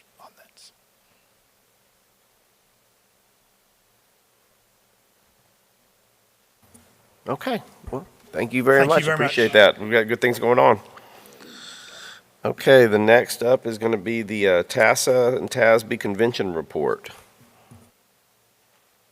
Trustees, this is an opportunity for you all as we attended the TASA-TASB convention over the past month. You had 2 outstanding presentations, if I may say so myself. I thought it was a wonderful learning opportunity, and it's always great for us to be able to learn together from other districts around the state. So this is an opportunity for y'all to share out any learning or items that you would like us to know based on that experience that we had. I'll start down here. So, I've been attending these things online or in person for the last 9 years, and I certainly am always excited to see that the content that's presented grows with the current climate. So with all of these things, you get something from it, and out of every session, every general session, just the learning sessions, I've gotten something out of that, and I'm working on compiling those notes, and I'll get those to Connie as soon as possible. But it's always interesting to go to those things because you can never quantify the experience unless you're there to be amongst other school board members who either share your current experiences or their experiences are so out of the box you're so glad you're not them. So it's always interesting to attend, whether it's SLI or convention. So interesting. Well, I want to thank Matt for trusting us to help with the presentations. That was really great that he divided us up and let us help with different topics. And it was easy in my mind to be able to help with that because we enjoy what we do. And we have been empowered to learn more about the work of the district. And so being able to share on, y'all's topic and then ours, which was on our committee structure, it was just great. I mean, it was really just encouraging to us, and I think they were both very well received by the people who came to them. And just like Suzanne said, the other sessions really mirrored what's just going on in our current climate today, and I thought that was very interesting and again, also encouraging because, other school board members across the state are have the same struggles. I guess I could say ditto. No, the presentations that we were able to assist with, it allows us to engage, and I want to thank Matt. I want to thank you and Melinda for facilitating that. You guys made it actually easy for us to do that. You kind of threw us some softballs, and we kind of took it from there.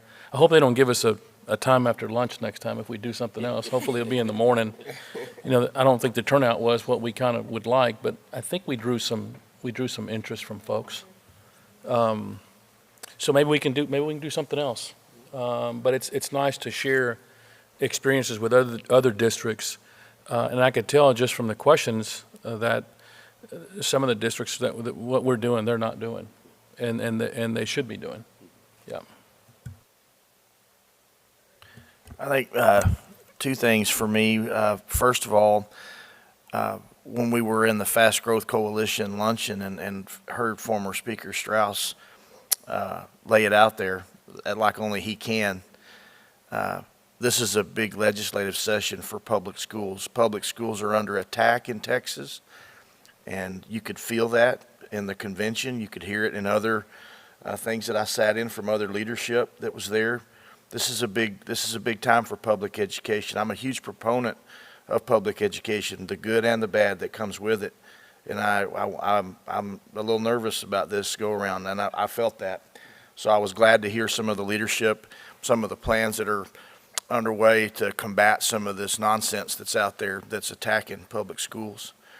And then the second thing, the thing that inspired me the most, and I'm so sorry, I'm getting to be old, I can't remember names, but the first morning the school district that performed was amazing. But what was the coolest part of it wasn't just the students, but the superintendent that was in leadership in Tasby when he got up there, and he couldn't hardly speak in the beginning. He was so proud. And it was just a reflection to me of the commitment that our leaders have and the caring that our superintendents, their cabinets, our teachers, and the staff. It was just a reflection of what I see every day in BISD is how much you guys care about our kids. And that's another reason why I love public education. I think it's the best thing we've ever done in our country to educate each and every kid that gets up in the morning and has a chance to come better themselves and make a life for themselves. And just his emotions, I was wrapped up. I was ready to join in. I was ready to get up there and help. But those were the two things that I came away with this time. So I really enjoyed it, and kind of just off of what Janet and Suzanne said about how they bring stuff that's relevant to what we're dealing with today. And three things that stood out to me that some sessions I went to were on legal issues around certain topics that were I can't talk now, relevant to us, re-engaging our community, and how do we do that more effectively, and better. And then teacher retention. I went to one on the Southwest Solutions on teacher retention, and I took away some really interesting things from that. But it empowers us to come back and to keep doing the good work. But something Manuel said about some of the two sessions that we did that drew some interest, but I think there were also some comments about how unified our board was. We even got stopped, I guess, one night at our hotel about, y'all are so unified, or just how we like each other. And so I think that is noteworthy. is that we really do enjoy one another, and that it empowers us to work even better together because of our relationship with one another. And I think that was also seen by other school districts. So I'm really proud of the 8 of us, and then with our cabinet that came with us as well. So. As I plotted my track through the classes, I found myself gravitating towards board-focused classes, right? So, in our last board team of 8 training, right, we were kind of focused on how do we get to the next level, right? And so I kind of took it upon myself to try to, go to some classes there and find some secret sauce. I think the secret sauce I found is we are the secret sauce. I got to tell you, I'm not sure that there wasn't one big aha moment, right? I've come from prior conferences, with at least one big aha moment. But I think the aha moment that I came away with is exactly what Aaron was just saying about this group. And how much I appreciate each and every one of you for what you bring to this every single day. And then, to echo the thanks on the presentation, I think those presentations were so important. You don't really learn something. You don't really know if you've learned something unless you can teach it, right? And I think that session for me, by the way, we were standing room only, Manuel, so I don't know about your session, but that session for me, really kind of forced me to reflect on some of what we've been doing over the last year, over the last 2 years, when we talk about the mission, the vision, the values, our beliefs, the journey of a graduate, and being able to kind of participate in that presentation, really share, thoughts on that. It brought it all together for me. And where those things, yeah, they're there and they're on the wall, right? But they're not really on the wall. Like if you're doing it, it's not just on the wall. It is, it's something that unifies what the board does and anchors what we talk about and anchors what we do. And I mean, I knew that, but it didn't really hit me until that presentation, like in its full weight of the importance of what we've been doing with these things over the last couple of years. So oddly enough, like the aha moment for me, I guess was our presentation, right? For a really, really weird reason. So thank you. Just the look of nervousness on Matt's face when they handed me the mic. I think I won't forget that for a little bit. All right, well, the beauty about being the president is I'm always the last one to speak, and since y'all have said everything and did it wonderfully, there's no need for me to comment on this. Dr. Smith, do you have any comments before we move on? I just want to thank y'all for trusting us to set it up so you could participate well. I know some of you, as we got closer to presentation day, we're a little more nervous than others. And I appreciate you being good partners with us, because it is the work that you have been doing that I believe has set us up for success moving forward. So thank you all for your hard work. Thank you all. Next will Jeff, be Could I just say one more thing? Sure. I want to piggyback on what Aaron talked about as far as the unity of this particular board. I sat in a session where a lady had just joined the board, brand new board member, and nobody on the board was speaking to her or to each other. They were individually split all the way across. And so she was asking for feedback from the presenter on what she could take back to those individuals who've already been on the board for quite some time and were not speaking to each other. She was wondering how she could bring them together. Some of that is just, it's instinct, right? You either are going to get along, go along, or not. If you lose the focus, and that focus for us are our children, are our students, are our staff. When you lose the focus, you lose the vision. So I'm so glad that we stay focused. So thank you. Okay. Next, we will move on to the TASB Delegate Assembly Report. This is where I get to turn it over to Ms. Bass. It was really fun, I have to say. Even though I had no idea what I was getting myself into whenever I walked up. I'm so glad that Chris was with me. I have to make sure I note that, because not everybody brought their alternate. And Chris stayed with me the entire time.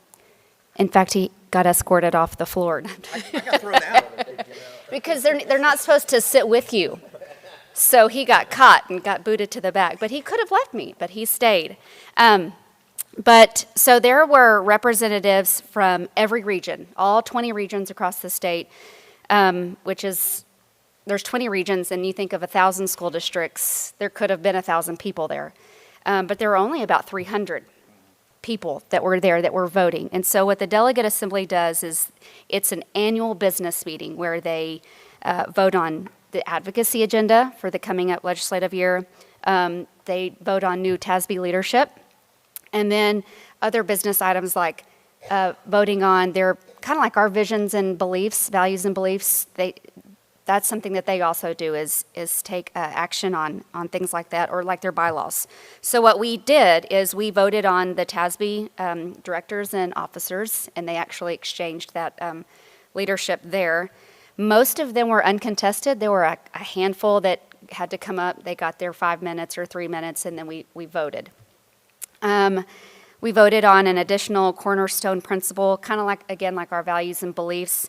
They added one this year, and it was focused on safety and security.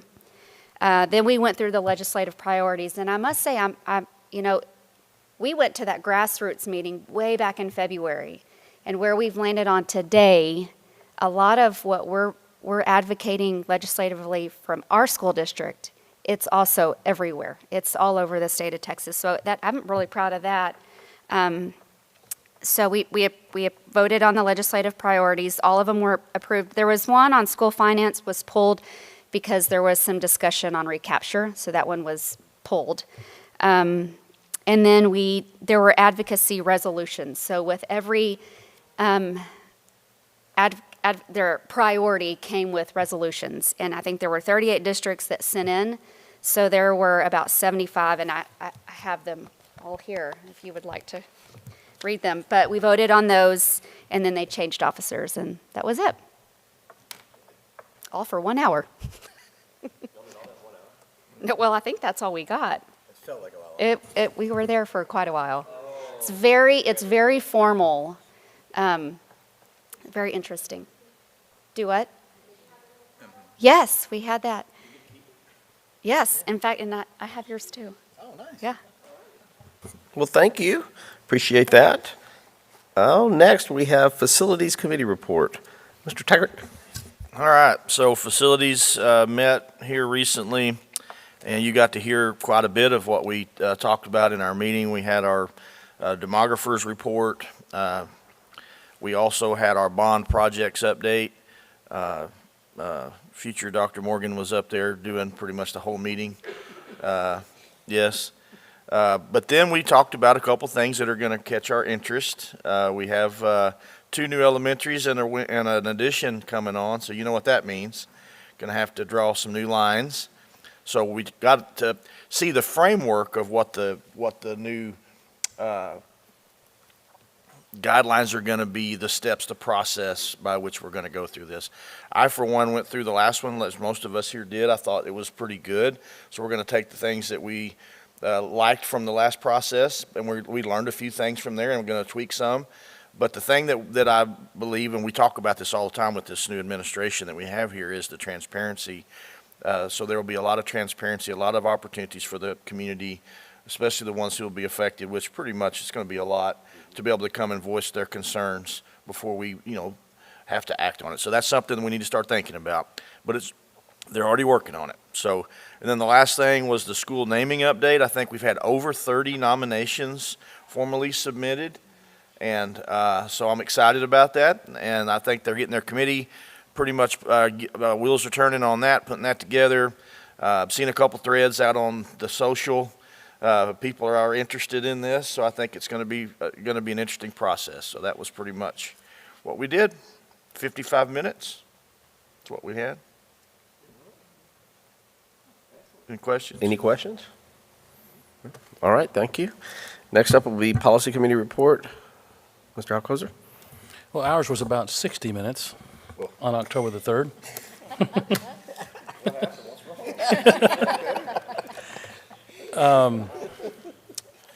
As far as the agenda is concerned, I'm not going in order, but the last thing that we talked about was the legislative priorities. And of course, we've had more than one discussion on that. maybe 3 discussions. You talked to us as a group one time, and then we've had it in our policy committee, I think, twice. And I think one of the things that, of course, we've already approved them by vote tonight, but one of the things that I just want to mention again is that Joe Strauss came and spoke about the school vouchers and how he believed that the House had the votes to get that passed, so it was going to be up to the Senate to kill it. So that's how strong it might be. Of course, we had a meeting here recently with one of our representatives who doesn't necessarily believe that it's that strong. Just because our rep thinks that doesn't mean that it's not going to go that way. So we need to be mindful of that. And of course, that was brought up in the legislative meeting, or the meeting that you guys had. And then we added it to I think we added some different language in there. So that's one of the things we discussed. The rest of the discussion had to deal with the TASB update. Remember, we had that TASB update back in March, and then we approved some policies that kicked in some legal policies just because of our approval of 6 policies in the past. We didn't approve everything at one time under the update 119, I believe. But we had some others that we updated here or approved here recently as a first reading. And incidentally, when we had our talking about what you just said, Suzanne, about us working together, of course, it's all collaboration, right? Which is what we discussed tonight. There was a question by a lady in the audience that said, well, because I told her that I would do the reports to you guys, for a second reading. And I said, well, what if you guys disagree about something? What if there's only 3 of y'all there? How do you remember what she asked, Matt? No, I don't remember. Yeah, she asked the question about okay, since we do the first reading in our policy committee, and there's 4 not present, there's only 3 there. How do you guys? Well, I said, well, you have to trust each other. It was the trust question. That's right. How do you trust that y'all are telling us Right. the Do you remember truth? that, Suzanne? Somebody asked that question. So that has to do with us being able to collaborate and work together, and actually, for you guys, actually trusting what Chris and Janet and I are doing. So that's part of us working together and getting the work of the district done. So anyway, the policies that we discussed, most of them, if not all of them, had very, very benign changes, if any. For example, EHBB local, special programs, gifted and talented students. One of the things that was added was, how do you refer to a kid to that program? We added school counselor. That's one thing. FFH local, student welfare, freedom from discrimination, harassment, and retaliation. There was a definition added to the harassment definition, and I think they added 2 words, objectively offensive. So there were some things in there that were more for clarity purposes, not necessarily change the any substantive issues that were brought up with the policies. And that's pretty much what happened with all these policies.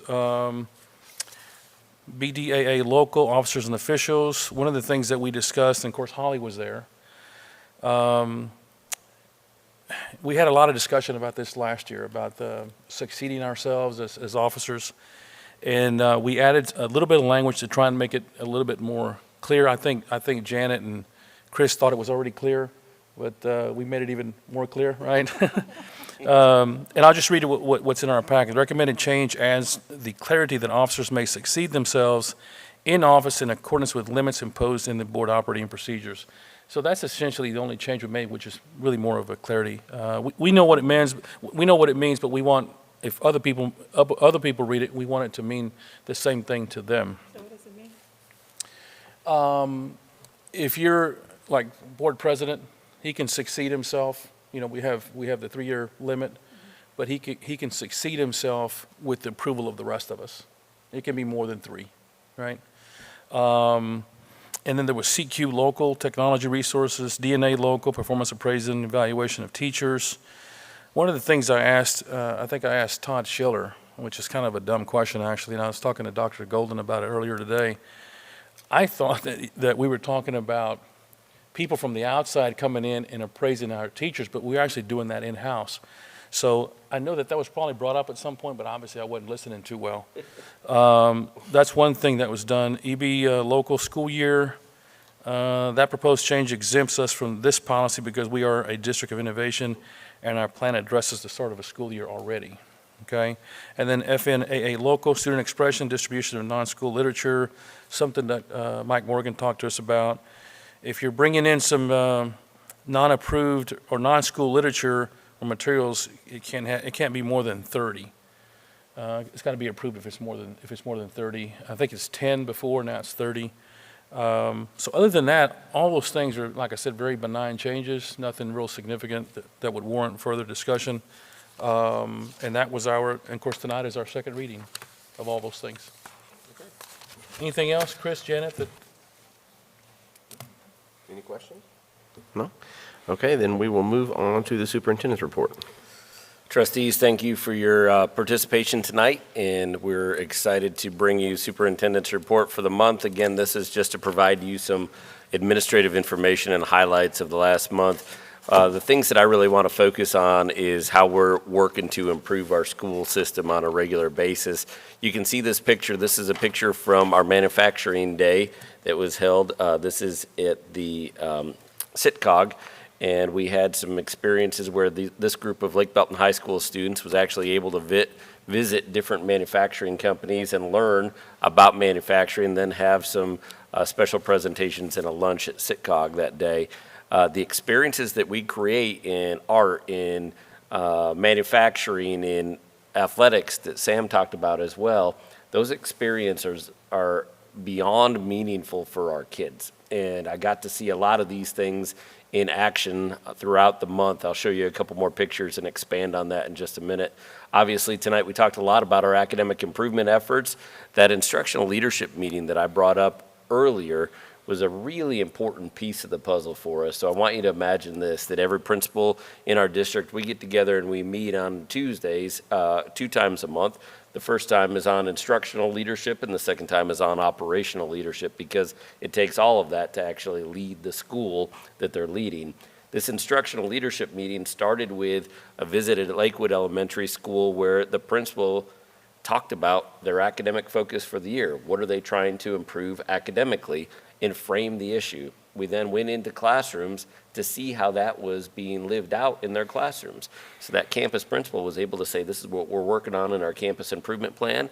And those principals in small groups were visiting classrooms, seeing what she asked us to look for in those classrooms and to see where they are in the progress for their campus improvement plan. Then we go back, we debrief, we talk a little bit about what we saw, what we call them noticings and wonderings. What you always want to focus on is what's observable data that you see in the classroom, and then what kind of questions we have or feedback that we have for that leader to consider for their school. So in essence, what that helps us do is give us a calibration of all the schools in our district to get there, to see what a campus is working on to improve academically, and to be able to provide a support for that campus principal and say, hey, here's another set of eyes, or here are, in this case, 19 other sets of eyes, where we're able to give you some ideas or questions that you might want to ask and think about as you continue that academic improvement journey. So that started us out, and then after that, we dive into instructional leadership learning for principals as well. And as you know, and you saw some of our data earlier tonight, math is a big focus for us. So we spent time learning and talking about what great instruction in math should look like from a pre-K-12 lens, because we need to see it at every level, not just one level in our system. And so that's what an instructional leadership meeting looks like. And I'm super proud of the work that Gabby and Arturo do in leading that, and Deanna did in helping provide some of the professional learning for that. Those happen, the instructional leadership meeting happens monthly, and we'll go to another campus the next month and do the same thing, where we're able to see the experiences that are happening on other campuses, learn from those, take those back to your campuses, make some tweaks, but also provide that principal with some learning and support as well. So I'm super proud of those efforts that are going on. Obviously, many of you know that we had a great beef event over the last weekend. We are so thankful for our beef board and all that they do for our students. One of the unique things that you don't see in educational foundations across the state is their focus on student scholarships. And they do that beyond what I have ever seen in an educational foundation. So we're extremely thankful for them. And then finally, parents as partners, we were able to see in, Chris and Janet have both mentioned tonight our visits that we had at Pirtle Elementary School, and then Chris and I went to Lakewood Elementary School after that. It's great to see adults back in the schools, meaning our parents back in the schools. We actually were able to walk into an elementary school and see parents in there hearing their students performing their writing that they had done in the classroom, which was, I thought, pretty exceptional. We also, for the first time, had what we call a PTA leadership meeting where we invited PTA leaders from around the district to sit and talk with us about what we're doing in the school district, how we can best support them, and we look forward to actually having board members there at a future date so that we can have a coffee with the board type situation for a couple representatives from our board, and so you can talk to PTA leadership as well. Again, that idea of parents as partners and pulling people in to help us improve our system is what we're all about, and we're excited to see that happening in our system. You can see a couple of these pictures that I took along the way. The arts mention that I had, I was able to be at Lake Belton High School for their performance of The Hobbit. That was pretty spectacular until I had to leave at the intermission, but other than that, it was good. I took a few people with me that needed to go at the intermission, we'll just put it that way. And but our students and the staff that put on those performances are really doing great work. And again, learning looks different than just sitting at a desk and learning in a classroom. Learning looks like students working together to create the sets that you see on the stage. It looks like students rehearsing together and challenging each other to learn the lines that are important for the production. It looks like us pulling in parents as partners to help us with the costumes for these things. So these experiences that kids have along the way enrich their learning experience so much. In the top left-hand corner, you can see what I was referring to at Lakewood Elementary, where we actually had students performing work and reading their writing to us. And I had a student who, Chris can attest to this, her rendition of her work, like, I think she does want to be an actress, and I think that she will be an actress based on what she read to us that day. It was pretty phenomenal. Not only was her writing phenomenal in the way she was able to create and paint a picture with the words that she used, but her rendition of that to us verbally was pretty outstanding. And then those last two pictures that you see are from our instructional leadership meeting. You can see in the top right-hand side, they were working on talking about what exceptional instruction in math should look like. And then you can see down at the bottom, we were actually taking student work samples from every one of our campuses and looking through the student work in math that principals had gathered to see if there was alignment between the level of the TEK and the actual experience that the kids had with the work that they were doing in the classroom. Super excited about that work that our team is putting on, and fired up for the future on our academic improvement. That concludes my superintendent report for the month. All right, thank you. Any questions for Dr. Smith? No? No? No? Okay, I'm giving it.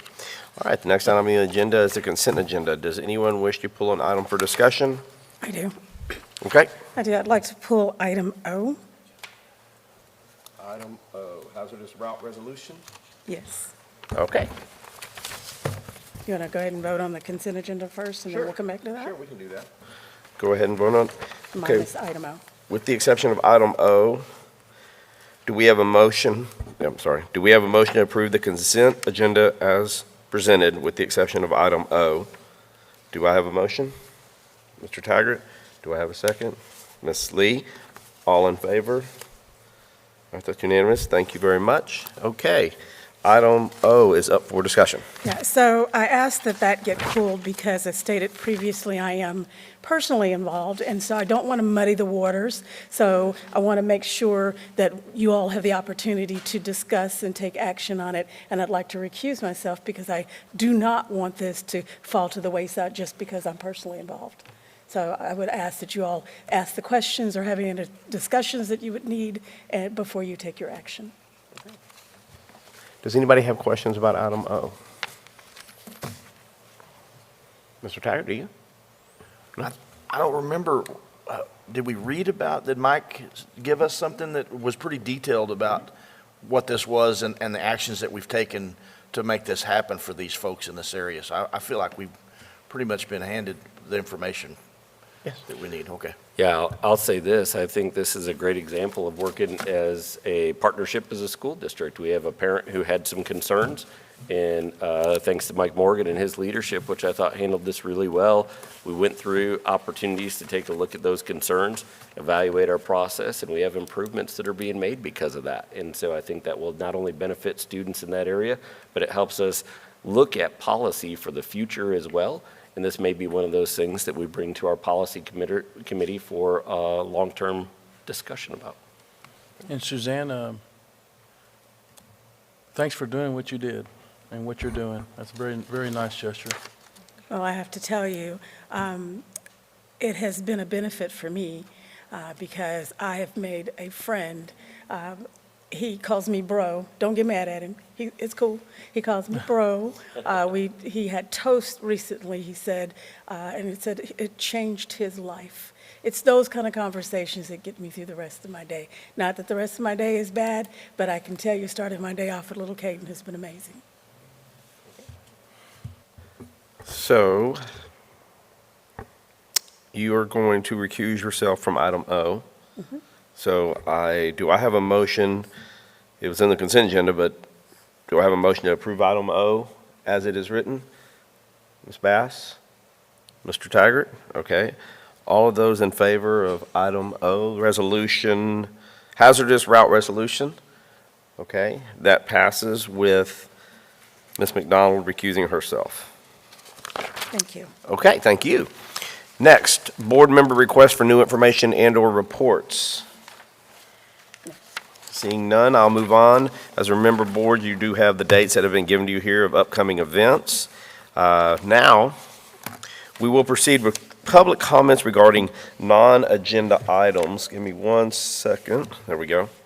As mentioned earlier, in order to comply with Texas Open Meetings Act, the board may not respond to comments or otherwise discuss or act upon any issues that are not posted on the meeting agenda. Participants will be allowed 3 minutes for public comments regarding non-agenda items. We have a timer on the screen that shows your allotted time, and a sound will concur at the conclusion. When I call your name, please come to the podium and state your name and city of residence for the record. The first person is Caroline Wagner.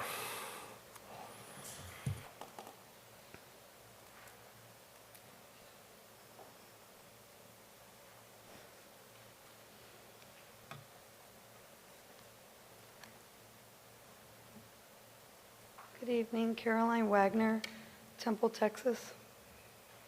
I'm just coming here to present to you something that I was made aware of recently.